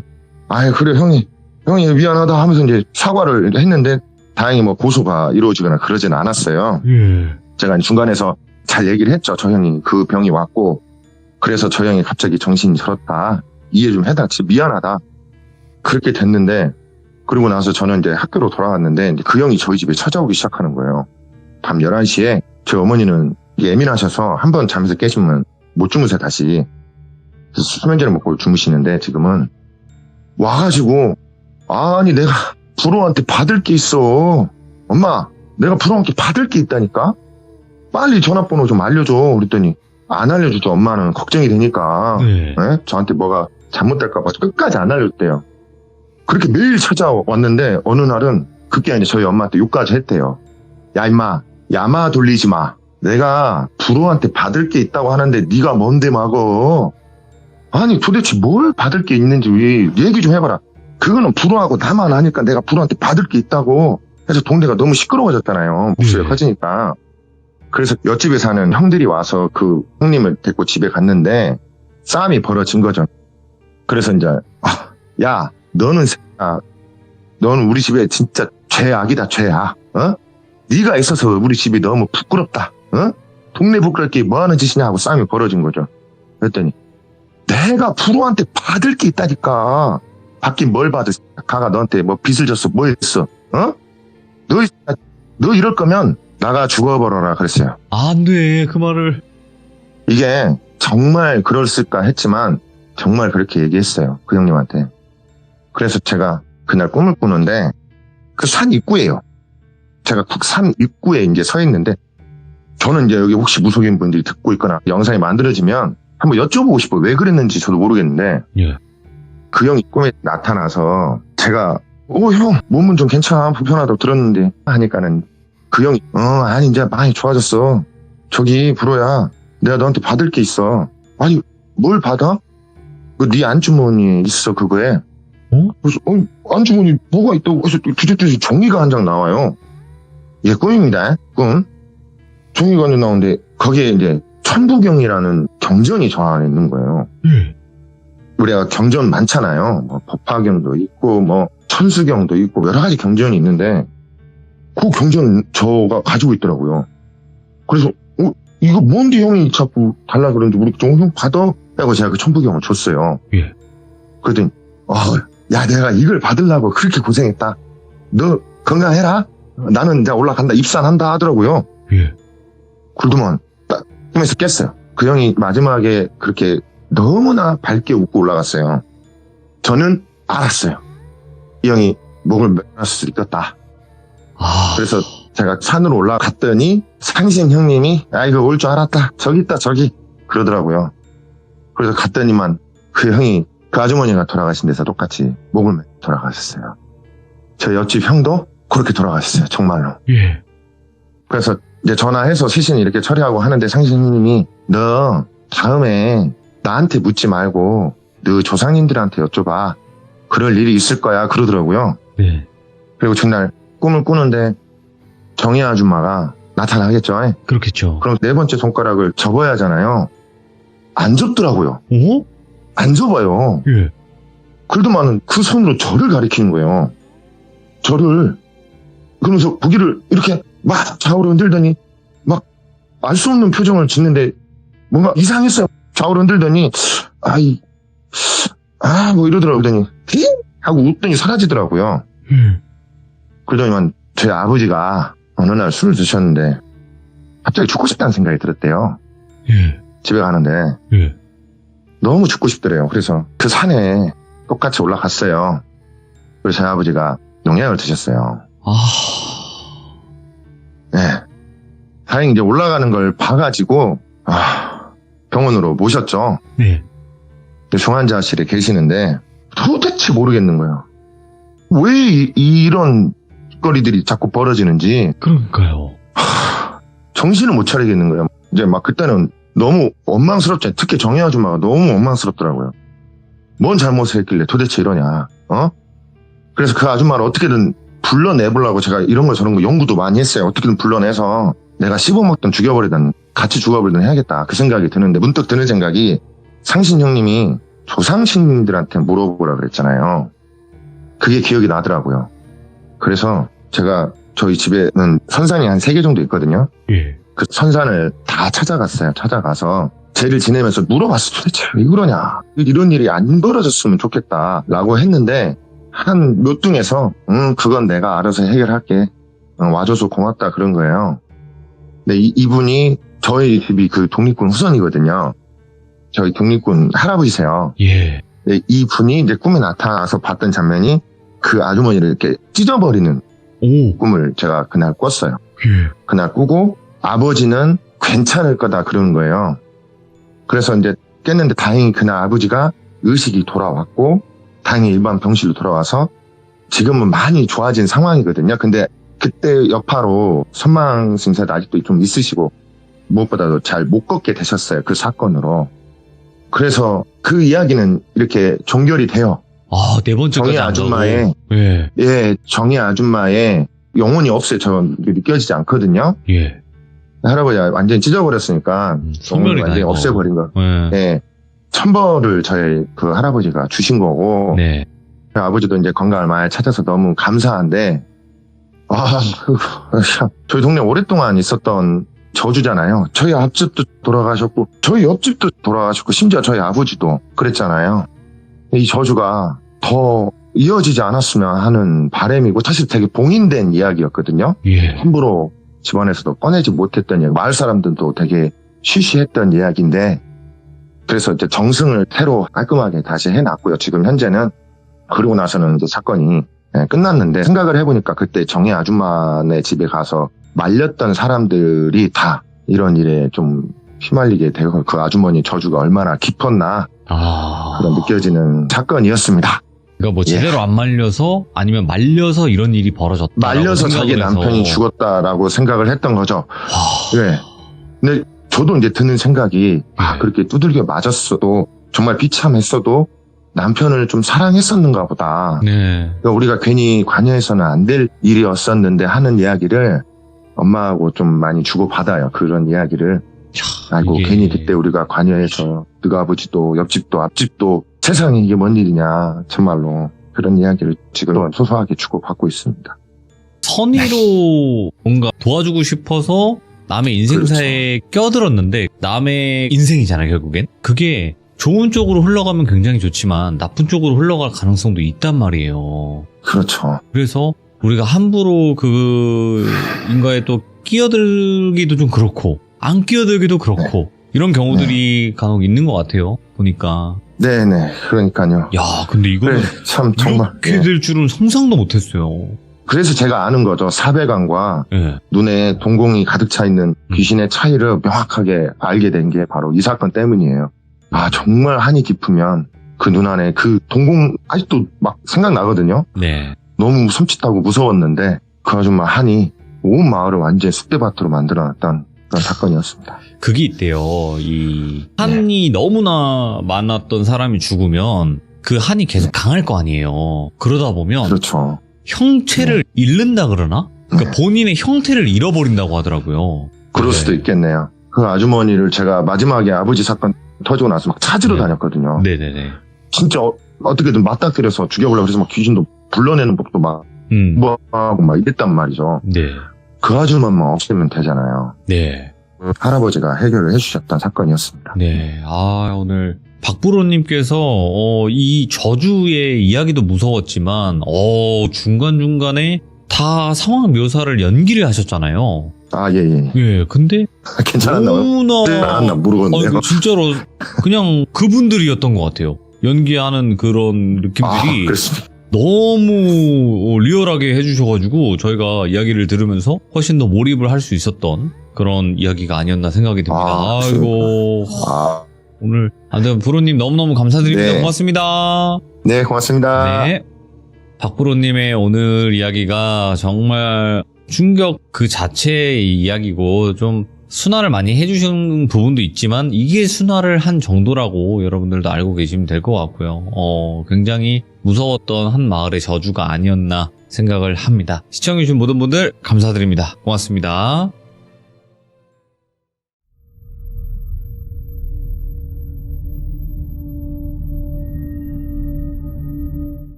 자, 여러분 안녕하세요. 목소리만 들어도 즐거워지는 그 남자, 바로 테슬러즈님께서 찾아오셨습니다. 바로 만나볼게요. 예, 드루빙 안녕하세요. 아이고, 테슬러즈님 반갑습니다. 잘 계셨죠? 네, 저야 뭐 항상 똑같죠 뭐. 네. 자, 그러면 오늘 테슬러즈님께서 시들무에 찾아와 주셨고 오늘 이야기는 현실 공포일지 아니면 귀신에 관련된 이야기일지 둘 중에 하나만 말씀해 주시면 좋을 것 같아요. 예, 현실적인 이야기인데, 오호, 예. 원래 오늘 드리려고 했던 얘기가 있었는데, 우연치 않게 알게 된 얘기라서 이걸 먼저 말씀드리는 게 낫겠다 싶어서 한번 가져와 봤습니다. 네. 알겠습니다. 그러면 어차피 이야기를 하다 보면 저한테 말씀해 주신 키워드가 나올 것 같아요, 보니까. 네네, 맞습니다. 네. 자, 그러면 바로 출발을 해보도록 하겠습니다. 렛츠고! 길이십니다. 테슬러즈예요.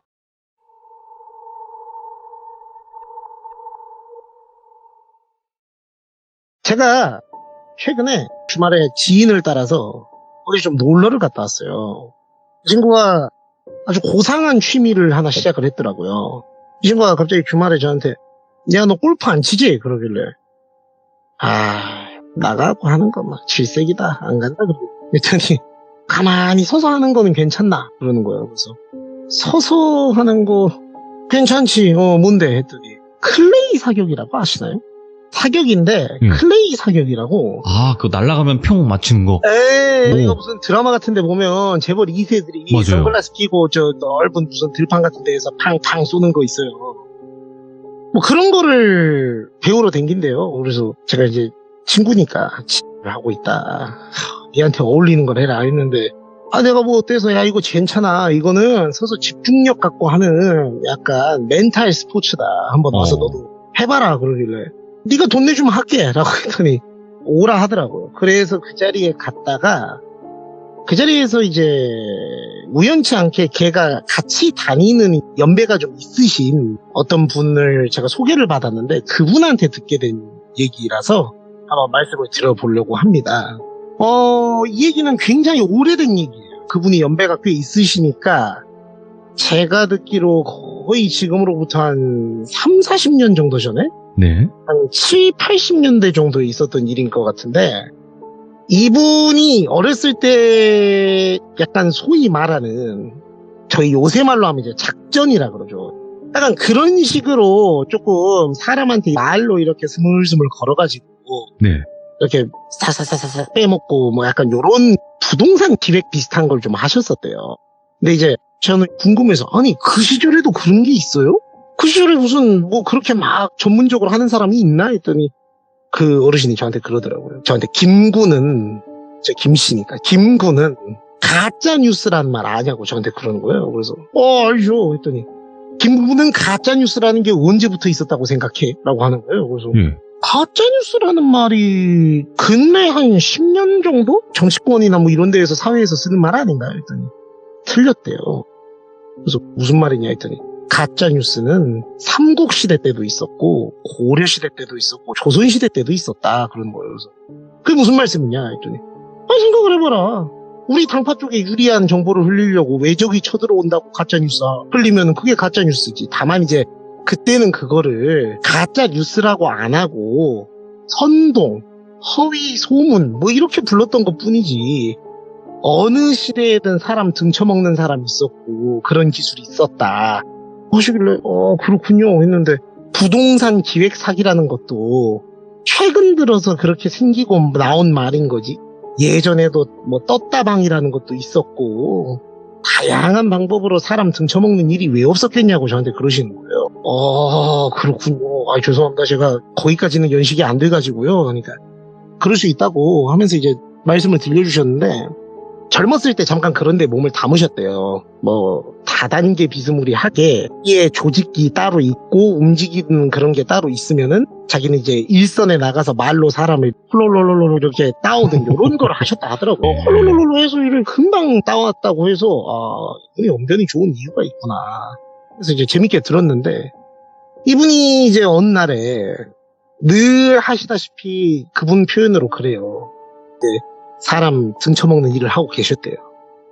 그래서 이번 달에도 뭐 상당히 많이 건졌겠다 이런 생각을 하고 있었는데, 저희가 모든 영업의 끝이 사기도 마찬가지인데 더 이상 해먹을 사람이 별로 없겠다 싶으면은 마지막에 건드는 게 지인이라고 그러더라고요.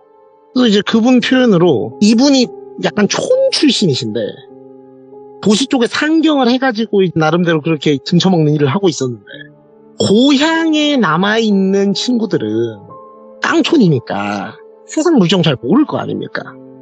근데 이제 그 당시에 만석군이라고 해가지고 그 동네에서 유지죠, 유지. 소위 말하는 만석군이라는 게 들어보니까 그 논밭을 약간 이런 거 있지 않습니까? 저쪽 왼쪽에 보이는 강 보이는가? 저쪽 시작부터 해가지고 저 오른쪽에 보이는 저 산까지가, 거기까지가 다 내 땅이야. 약간 이런 분들이 만석군이래요. 그러니까 대지주인 거죠. 그 시절에는 그런 분들이 흔하진 않은데 좀 있었답니다. 그래서 농사 많이 짓고 살던 시절이니까 만석군 정도 되고 소 좀 키우면은 뭐 도시에 있는 부자 못지않게 그 동네에선 왕처럼 떵떵거리면서 살 수 있는 그런 여건이 있었다 하더만요. 네.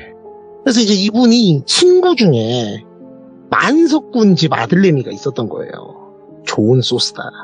어차피 나는 이 분야에서 성공하기로 마음을 먹었으니 안타깝지만 재물이 되어줘야 되겠다. 이런 생각을 했대요. 그래서 저 집을 어떻게 베껴먹을까라고 생각을 해서 접근을 해 들어갔는데, 저한테 뭐라고 말씀을 해주셨는데, 솔직히 제가 그쪽에서 일을 해본 적이 없다 보니 듣긴 들었는데 정확히 어떤 방식이었는지는 기억이 안 나요. 근데 결론적으로 많이 해 드셨대요. 그러니까 그 집은 손해를 많이 봤고, 그러니까 요새로 치면 제가 비유를 드리자면 약간 주식 정보 같은 거 치고 빠지고 작전으로 막 들어갔다가 자기들은 남겨먹고 투자한 사람은 손해 끼치고 약간 이런 방식 있잖아요. 그런 비스무리한 방식이었던 것 같아요. 근데 구체적으로 어떤 방식이었는지는 기억이 안 나고, 땅 가지고 이제 원래 땅이 많이 있는 사람이니까 그런 걸 갖고 어떻게 해가지고는 꽤 많이 남겨먹었는데, 저분은 손해를 많이 봤겠죠, 만석군 집은. 근데 뭐 어차피 이분은 뭐 나랑은 이제 상관없다. 나는 뭐 남겨먹었으니까 연락 두절하면 그만, 수고. 약간 이런 느낌으로 연락을 끊었다고 하시더라고요. 근데 이제 저는 사실 이 말씀을 드리면서도 제가 그분께 분명 말씀을 드렸었어요. 근데 사실 어르신, 제가 이 얘기를 이런 데에서 썰을 좀 풀려고 합니다. 근데 이거 얘기하면 아니 사람 등쳐먹은 게 뭐 그렇게 자랑거리라고 그런 얘기를 떳떳하게 하고 있냐, 이런 거 많이 욕 드실 텐데 해도 됩니까 했는데, 이분이 아주 좋게 얘기하면 호방하고 나쁘게 얘기하면 뒤가 없는 사람이더라고요. 네. 나는 그냥 이런 얘기도 있으니까 요새 뭐 이런 방식으로 하는 사람 없겠지만은 뭐 조심해서 나쁠 거 없고 자기 욕하려면 욕해도 된다, 자기도 부끄러운 과거라 생각한다, 이러면서 말씀해 주셨던 건데, 이분이 이제 어느 날에 생활을 하면서 또 다음 표적을 물색하고 있었대요. 다음 물색을 하다가 이제 그 시절에는 핸드폰이 없지 않습니까? 집으로 전화가 오더래요. 받아보니까는 그 친구가 전화가 왔는데, 이놈 자식네, 다 이사도 가고 번호도 바꾸고 했는데 어떻게 이걸 알았지 싶었는데, 이분이 저한테 말씀하시기로 누굴 속일 때 절대로 밤에 칼 맞기 싫으면은 인정하면 안 된대요. 그러니까 내가 진짜 이 사람한테 죽을 죄를 지었어도 사기를 치는 사람들은 눈을 감는 그 순간까지 자기가 사기를 쳤다는 얘기를 절대 하면 안 됩니다. 그럼 어떻게 합니까? 했더니 말은 하기 나름이다. 만들면 말이 안 되는 게 없다. 그러니까 저한테 좋은 건 아닌데 알려주신 게 네가 기우제를 지내서 비가 왔는지 비가 올 때 그 타이밍에 맞춰 기우제를 지내고 있었는지 상대방은 알 수 없다. 네. 그러니까 너가 기우제를 지내서 비가 왔다고 우기면 그게 말이 되는 거다. 이렇게 말씀하시는 거예요. 그래서 어떻게 하셨어요? 했더니 전화가 왔는데 엄청 태연하게 받았대요. 속으로는 막 벌렁벌렁 하는데 예를 들어 그 친구분 이름을 태현이라고 해볼게요. 그러면 네. 태현아 오랜만이다. 잘 지냈지?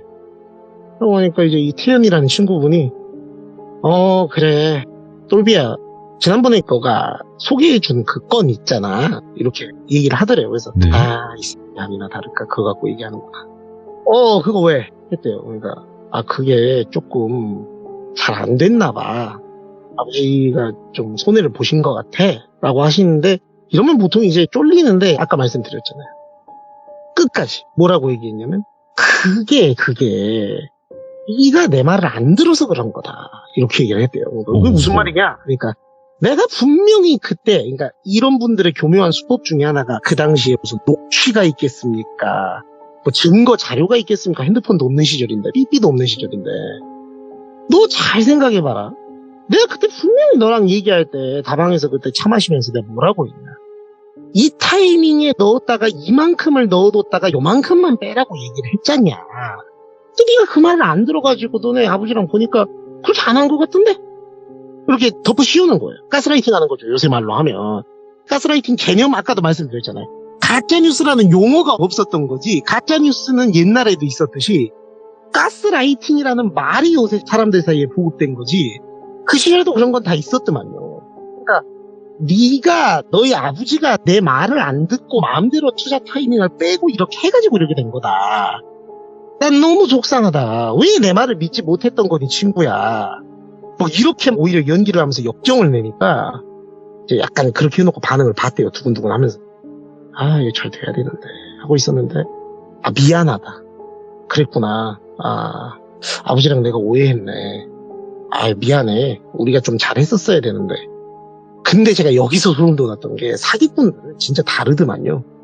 보통 이러면 다행이다. 넘어갔네. 휴 하고 뭐 저 같으면 넘길 것 같은데 이분은 말씀하는 걸 들어보니까 됐네? 그럼 좀 더 뽑아 먹어야 되겠다. 이 생각을 안 돼요. 그러니까 딱 틈이 보이는 순간 됐네. 이거 좀 더 뽑아 먹을 수 있겠네. 각을 딱 보고 바보다 싶으면 더 들어간대요. 그래서 네가 얘기를 알아들었으면은 잘 됐다. 너 지금 고향에 있지? 라고 물어봤대요. 그러니까 있다. 네. 내가 조만간에 고향 한번 내려갈 일이 있는데 야 복구해야 될 거 아니야. 진짜 이번에 내 말대로 하면 무조건 그 이상 복구할 수 있으니까 아버님한테 말씀드려가지고 얼굴 뵙고 야 내가 답답해서 너한테 말을 못하겠다. 아버님한테 직접 말씀을 드릴게. 그러니까 좀 크게 한번 털어먹고 이제 진짜 빠져야 되겠다라고 생각을 했대요. 그래서 어떻게 나의 번호를 다시 찾았는지 모르겠지만 이번에는 아예 이거 크게 먹고 잠깐 해외에 나가 있든가 해야 되겠다. 이 생각을 했대요. 그래서 물어봤더니 그러라고 오라고. 내가 그러면 언제쯤 오는지 얘기해주면은 준비해놓고 아버지랑 같이 기다리겠다 그랬대요. 그러니까 그렇게 해라 하고 이제 아이템을 구상을 해갖고 내려가려고 했대요. 근데 딱 날짜가 돼서 내려가니까 이 또 사기꾼들의 필수 덕목이 차를 또 좋은 거를 타고 내려가야 된다 하더만요. 그래서 그 당시에는 또 자가용 자체가 거의 흔하지 않던 시절인데 차를 괜찮은 거를 딱 타고 내려갔다고 합니다. 택시로도 쓰던 차였는데 하여간 그 시절에는 자가용이 있다는 것만으로도 우와 너 저 둘째 집 아들 성공했나벼. 그래서 차를 타고 내려왔어. 뭐 이런 얘기를 하던 시절이라 그걸 타고 내려갔더니 마을 그 어귀 입구에까지 걔가 나와 있더래요. 예. 그래서 딱 차 빵빵 하면서 창문 내리면서 이제 창문도 뭐 들어보니까 이렇게 버튼으로 내리는 게 아니고 이렇게 돌려갖고 내리는 거 있잖아요. 옛날 차. 한참 이렇게 펌프지 이렇게 싹싹싹 돌리면서 내려갖고 누구야? 여기 나와 있었어? 하니까 너 온다 하고 기다리고 있었지. 야 차 좋다. 차를 샀어? 하니까 아유, 별거 아니야. 야, 너 이번 것만 잘 되면 너 이런 차 10대도 더 뽑을 수 있어. 야, 잠깐만, 주차하고 내릴게. 그래서 딱 싱글벙글 내렸대요. 그리고 걔네 집 가니까 아버님이 딱 기다리고 계셨더만요. 그리고 이제 같이 차를 한잔 하고 밥을 주실 줄 알았는데 자기는 소식한다고 미안한데 좀 이따가 따로 저녁상을 봐오라고 할 테니까 너 혼자 먹고 나랑은 가벼운 다과상만 하자. 그래서 그 한과에다가 수정과 같은 거 있잖아요. 그런 거 내어가지고 참 내 고향이지만 낯설다. 맞네. 여기 이런 느낌이었지. 아휴, 그지 같은 깡촌 진짜. 여기가 뭐가 좋다고 이렇게 살고 있나 싶으면서 근데 잘 보여야 되잖아요. 그래서 아버님 오랜만에 또 이렇게 고향 와서 대접받으니까 고즈넉한 분위기가 또 좋네요. 이렇게 넉살 좋게 얘기했대요. 그러니까 네. 그렇지. 사람이 아무래도 이 고향에 사는 게 마음 편하고 좋은 것이요. 근데 어떻게 올라가고 하는 일은 잘 되고 그러니까 투자도 하고 이래저래 돈 굴리면서 일하고 있습니다. 그러니까 아이고 그래. 아니 지난번에 우리 태연이한테 이렇게 한번 해보라고 얘기한 게 있었다면서. 그러니까 먼저 치고 들어오는구나. 내가 얼른 말로 발라야 되겠다 해서 제가 크게 막 마음이 너무 아파갖고 지금 온 거 아닙니까. 그러니까 이 태연이가 이 빙구 같은 놈이 이렇게만 자리를 했으면은 아버님하고 저랑 태연이랑 지금 웃으면서 같이 해외여행이라도 갔을 텐데 그때는 해외여행이 또 흔하던 시절이 아니니까 막 이런 얘기를 하니까 아버님이 끄덕끄덕 가만히 듣고 계시더래요. 그러니까 기분 좋아하는 것도 아니고 화내는 것도 아니고 가만히 듣고 계시길래 그러니까 아버님 제 계획은 이렇습니다. 그래서 이렇게를 싹싹싹싹 브리핑을 했더니 좋은 생각이구네. 확실히 서울물 먹고 저쪽에 있으니까는 다르구만. 얘기를 하니까 됐구만. 속으로 딱 그랬대요. 됐어. 이제 너희 집 땅은 다 내 거다 이 생각을 하고 있었대요. 근데 이제 이분이 일단은 뭔 얘기인지 알았으니까 내일 한번 본격적으로 얘기를 좀 해보자고. 오늘은 시간이 좀 저녁 해지고 이러니까 또 시골은 해가 일찍 넘어가니까 그런 일찍 자고 내일 얘기를 해보자고 해서 간만에 시골에서 별 떨어지는 거 보면서 담배 피면서 이쁘긴 하네. 참 별거 없는 동네지만 이러다가 이제 돈을 먹으면은 무엇을 할까 이런 생각을 하면서 잤답니다.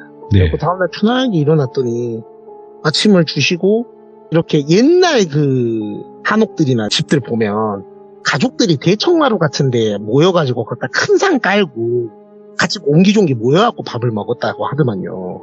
그래서 이제 어르신 가운데에서 식사하시고 양 옆으로 태연이랑 지랑 같은 상에서 이렇게 식사를 했대요. 네. 어머님은 겸상을 못 하셨다 하더만요. 그 시절에는. 그래갖고 이제 남자 셋이서 밥을 먹는데 조용히 이렇게 국을 떠 드시면서 똘비 자네는 혹시 사냥 같은 거 해본 적 있는가? 라고 물어봤대요. 사냥이요? 아니요 아버님 어린 시절에 여기를 떠나가지고 서울에서는 그러기가 쉽지 않죠. 아니 근데 왜 그러시냐고 하니까 하면서 이렇게 국을 떠드시면서 잘 됐구만. 딴 게 아니고 하면서 이쑤시개로 이리 쑤시면서 우리 집에 상향용 엽총이 몇 자루 있어. 내가 총포 허가를 원래 받았었는데 근데 여기는 알잖아. 허가 적당히 받아두면은 내가 한 자루 허가 받아놓으면 4자루를 갖고 있든 5자루를 갖고 있든 상관 안 해. 그 시절엔 그랬다 하더만요. 그러니까 지금이야 법이 되게 중요하고 총포 관리를 지금도 사실 총포 관리 잘못돼서 사고가 있기는 하지만 그래도 좀 예전보다는 확실히 철저해져 있겠죠. 그렇죠, 네. 그렇죠. 근데 그 시절은 시골이고 떼법이 먹히던 시절이고 세상이었고 또 이렇게 지역의 유지부는 그렇게 막 관리를 철저하게 하지도 않는데 그냥 그렇게 하시라고 약간 요런 느낌이었는데 그래서 내가 몇 자루 갖고 이제 가끔 네. 기분 내킬 때 저쪽 뒷산 가가지고 노루도 한 마리씩 잡고 그래. 근데 이거는 이제 약간 들어보니까 이 밀렵 같은데 라는 생각이 들었대요. 이건 좀 불법적인 일 같은데 예. 안 끼는 게 낫지 않나? 라는 생각이 들었지만 소위 요새 저희가 얘기하는 나락 감지기가 딱 발동이 됐는데 근데 이분이 딱 권하는 거예요. 어떤가? 우리 얘기하기 전에 스트레스도 풀 겸 나가가지고 몇 마리 한번 팡팡 하고 오게 이렇게 말씀을 하시는데 이 사기꾼들의 직감이 그게 있대요. 이 클라이언트 소위 말해서 빼먹으려고 하는 사람의 비위를 지금 잘 맞춰놓지 않으면 네. 얘기 꺼내기가 좀 애매하겠다라는 생각이 내키진 않는데 가긴 가야 되나. 그래서 이제 그러면 한번 가보죠. 근데 저 아버님 잘 알려주셔야 돼요. 저 진짜 이런 거 잘 못해요. 그러니까, 걱정하지 말라고 내가 이 동네 타잔이야 거의. 혼자서 아주 그냥 다 헤치고 다녀요. 걱정하지 말라고 했는데 이제 그 친구 태연이가 약간 처음 듣는 듯한 표정? 그러니까 약간 약속이 돼 있던 게 아닌 거예요. 아버지 똘비 데리고 사냥 나가시게요? 그러니까 내가 너한테 얘기를 안 했구나. 아니 이거 뒷산에 꿩도 있고 오루도 있고 좋아. 저녁에 우리 직접 잡은 고기로다가 술 한잔 하면서 얘기하면 운치 있고 좋지 않겠어? 근데 대낮부터 좀 그러지 않아요? 라고 하니까 그러면 산소개를 저녁에 해진 다음에 들어가냐? 아버지 죽으라고? 갑자기 역정을 확 내시더라고요. 그러니까 아니 그런 건 아니고요. 그러니까 넌 갈 거야? 라고 물어보니까 태연이가 저는 하는데 이제 똘비가 같이 가자고 하는 그 눈빛을 보냈대요. 나 죽어 빨리 같이 가 약간 이런 눈빛을 보내니까 잠깐 갈게요 그러면. 그래서 이제 마지못해서 따라서 셋이 갔대요. 그래서 이제 같이 수풀을 이렇게 조금씩 헤치면서 안에 들어가는데 요새는 등산로 같은 게 그래도 좀 돼 있잖아요. 잘. 근데 그때는 거기는 진짜로 지금도 그런지는 모르겠는데 그냥 완전 야산인 거예요. 말 그대로. 완전 무슨 약초꾼들이 약초 캐러 다닐 것 같은 그런 루트로 슥슥슥슥 무슨 축지법 쓰는 사람 마냥 이렇게 올라가시는데 와 연세도 지긋한 양반이 뭐 저렇게 산을 잘 타나. 자기들은 당시에 이제 20대 후반 뭐 이런 나이인데도 50이 훌쩍 넘은 그 어르신 따라서 가는 게 너무 힘들더래요.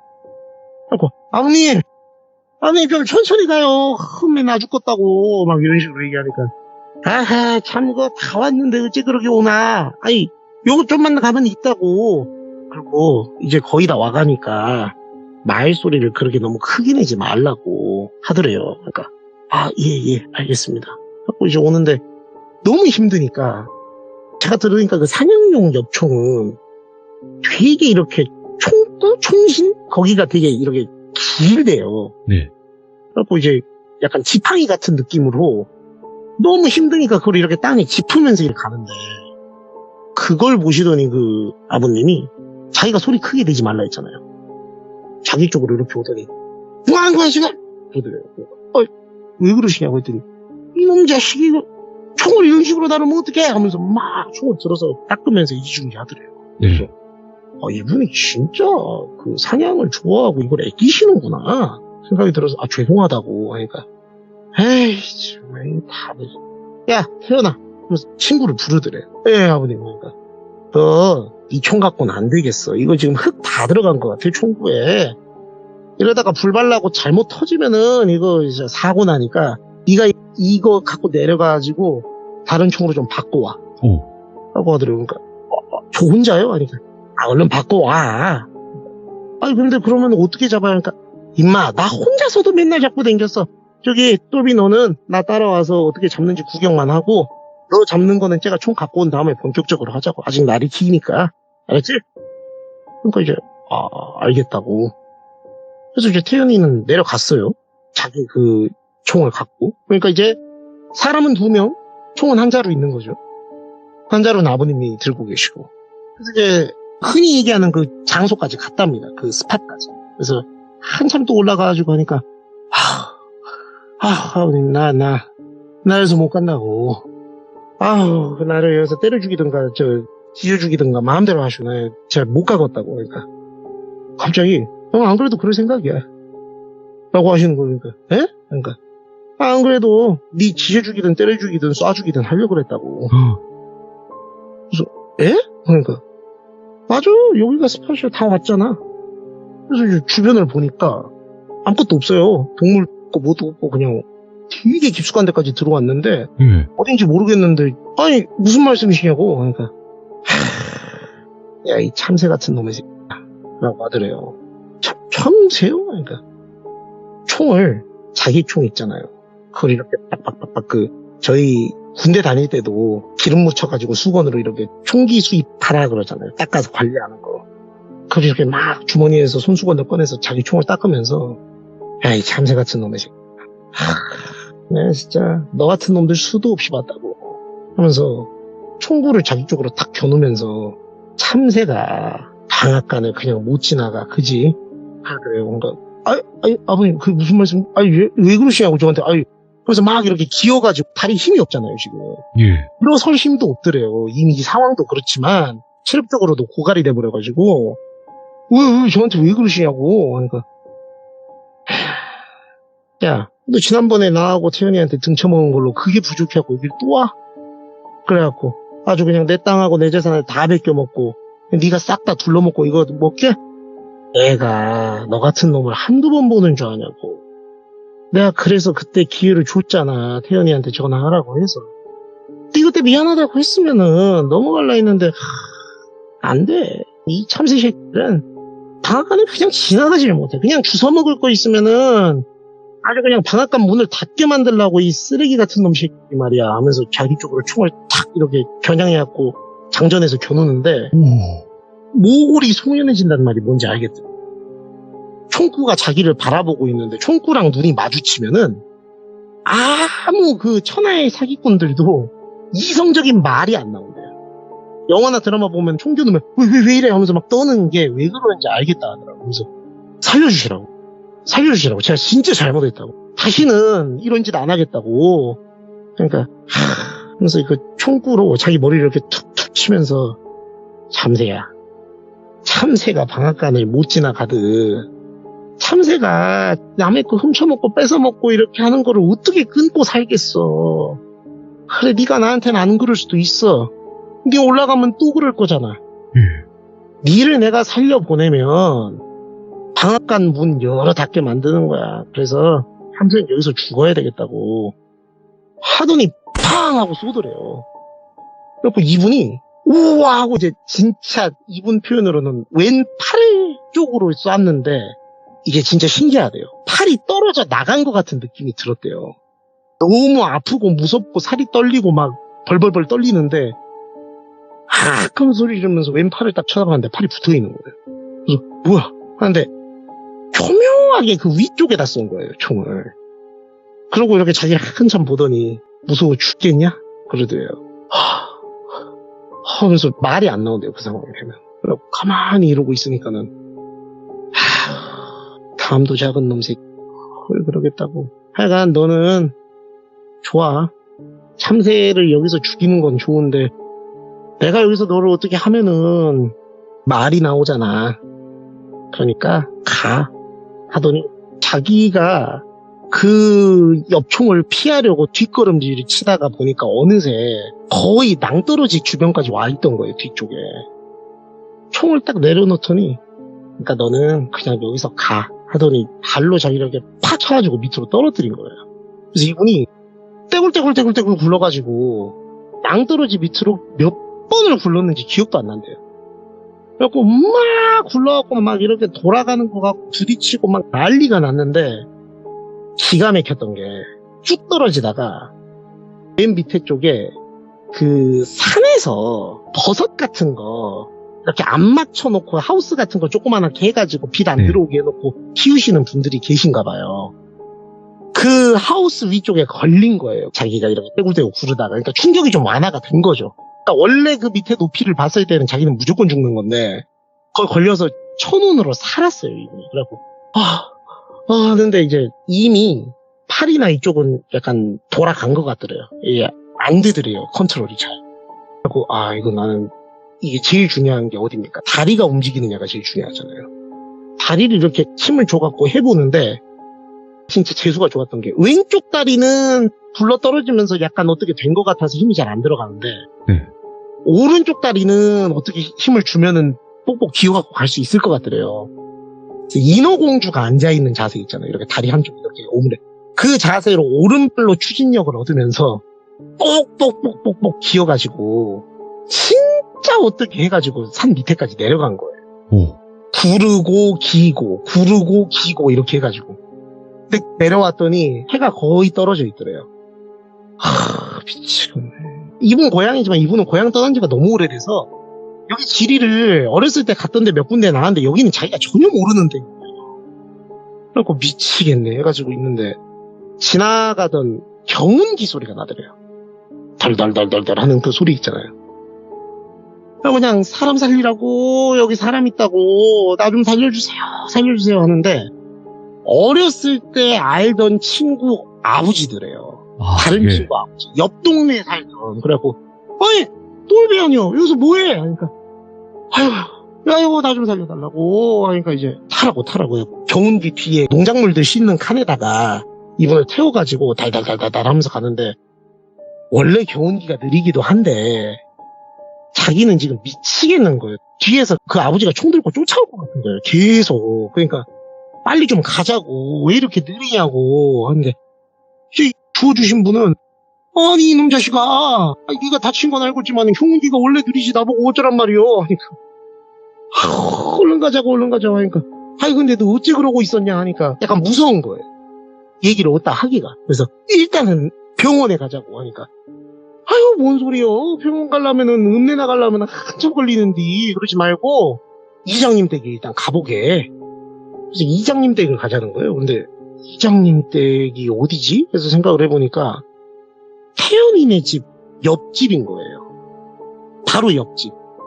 그러니까 거기 가려면 거기 지날 수 있잖아요. 그러니까 아이고 아버지 안 된다고. 거기 가지 말라고. 그러니까 뭔 소리요. 이장님 댁을 안 가면 어디를 가 하니까 하면은 파출소 뭐 가자고 하니까 아이 파출소도 한참 가야 되는데 하니까 일단 거기 가자고. 내가 거기 가야 마음이 놓이겠다고 한참을 덜덜덜덜덜 거려갖고 갔대요. 파출소에 도착했어요. 문을 딱 열고 들어가서 아이고 나 좀 살려. 오른발로 깽깽이 걸음으로 이렇게 뽕뽕뽕 뛰면서 들어갔대요. 근데 들어가서 딱 처음 본 사람이 태연이네 아버지예요. 태연이 아버지가 파출소에 앉아있는 거예요. 근데 서로가 이제 너무 어색한 눈빛 있잖아요. 태연이 아버지는 네가 왜 살아있지? 이 눈빛이고 똘비는 당신이 왜 여기 있어? 약간 이런 눈빛으로 서로 놀라고 휘둥그레지니까 어버버가 됐는데 이제 경찰분이 아님 저 똘비 아니에요? 하니까 똘비네 이러더래요. 되게 못마땅한 말투로. 그러니까 아이고 다행이네. 아니 실종됐다면서. 아이고 왔네. 애가 어떻게 왔어. 그러니까 태연이 아버지가 자기가 똘비를 밀었잖아요. 근데 자기가 와가지고 경찰에 신고를 한 거예요. 내가 얘를 데리고 같이 바람 쐬러 올라갔었는데 애가 어디로 갔는지 찾을 수가 없다고. 산에서 없어져 버렸다고 애가. 네. 혹시 어디 굴러 떨어지지는 않았는지 이걸 말씀을 하셨었대요. 자기가 민 건 아니고 찾아봐라 라고 얘기를 해서 이제 경찰들이 그러냐고 어디서 그러냐 이거 얘기하고 있는데 얘가 온 거예요. 그러니까 완전 어색하고 이상한 상황이 돼버린 거죠. 그러니까 순간 생각을 했대요. 이 사기꾼 똘비는 촉이 좋은 사기꾼이잖아요. 네. 속으로 닥터 스트레인지가 그 마블 영화에서 시뮬레이션 수십만 개 그려보듯이 내가 과연 여기서 이 사람이 나를 죽이려고 했다고 말을 하면 7, 80년대 시골 깡촌의 이 무법지대에서 이 사람들이 내 말을 믿고 이 사람을 처벌해 줄까? 아닐 거라는 생각이 거의 8, 90% 정도 확신으로 들었대요. 그래서 똘비가 웃으면서 아이고 아버지 여기 계셨네. 아버지 저 진짜 죽는 줄 알았다고. 세상에 우리 아까 그 위에 올라갔잖아요. 내가 거기서 발을 뛰겨가지고 거기서 떨어졌지 뭐예요 라고 얘기를 웃으면서 아이고 그래도 저 찾아주려 해서 감사하다고 얘기를 하니까 태연의 아버지가 이놈 자식 봐라 이런 눈빛으로 아이고 그래 다행이다. 아이고 저 지나가던 누구 아버지가 잘 태워갖고 왔네. 고생했다고. 우리는 그러면 이제 돌아갈라니까 얘 데리고 병원에 가봐야 쓰겠다고. 경찰들은 그러시라고 고생하셨다고. 그러니까 이분들은 이분이 총 갖고 올라갔던 것도 모르고 있다고 하더만요. 와. 그러니까 아예 얘기를 안 한 거예요. 근데 그게 다 되는 곳이었고 조사 같은 것도 없고. 그러니까 지금 생각해보면 모든 게 계획적이었던 게 산 그 깊은 곳에 끌고 가서 했던 것도 다 의도적이었던 것 같다는 생각이 불현듯 드니까 이 사람은 멀쩡한 사람 탈을 쓰고 있는 나랑 다를 바가 없는 사람이다. 무시무시한 사람이구나. 내가 상대를 잘못 골랐구나. 생각이 들면서 조용히 나와서 경운기를 타고 갔대요. 예. 근데 이제 이 아버지는 걸어가도 되는데 경운기 태워갖고 오신 아버지한테 아이 박씨 나도 똘비 괜찮은지 좀 보게 같이 뒷칸에 좀 타고 가자고.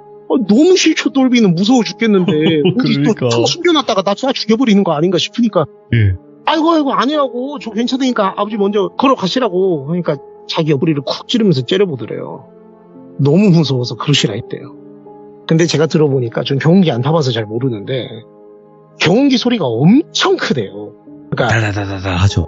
그 소리가 엄청 커서 천연 방음벽 역할을 해버린대요. 그러니까 앞에서 운전하고 가시는 박씨 아저씨한테는 조용히 뒷칸에서 이 둘이 하고 있는 얘기가 전혀 안 들린대요. 예.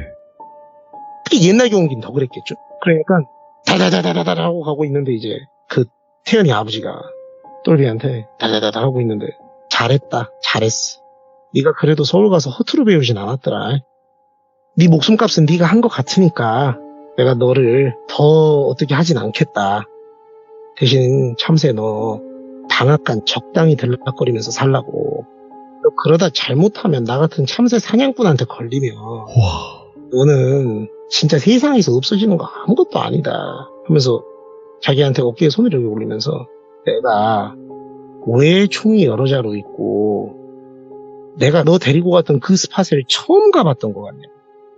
내가 얘기했잖아. 너 같은 놈 한두 명 보는 거 아니라고. 예.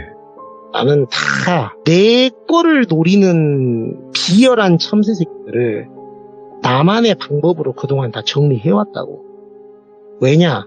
여기는 아무도 나에게 뭐라 할 수 없는 내 왕국이니까 그게 가능한 거라고. 니는 지금 내 왕국에 내 홈그라운드에 들어와서 죽으려고 들어온 거다니까 조심하고 살아라. 뛰는 놈 위에 나는 놈 있고 참새들만 골라 잡는 나 같은 사냥꾼도 있는 거니까.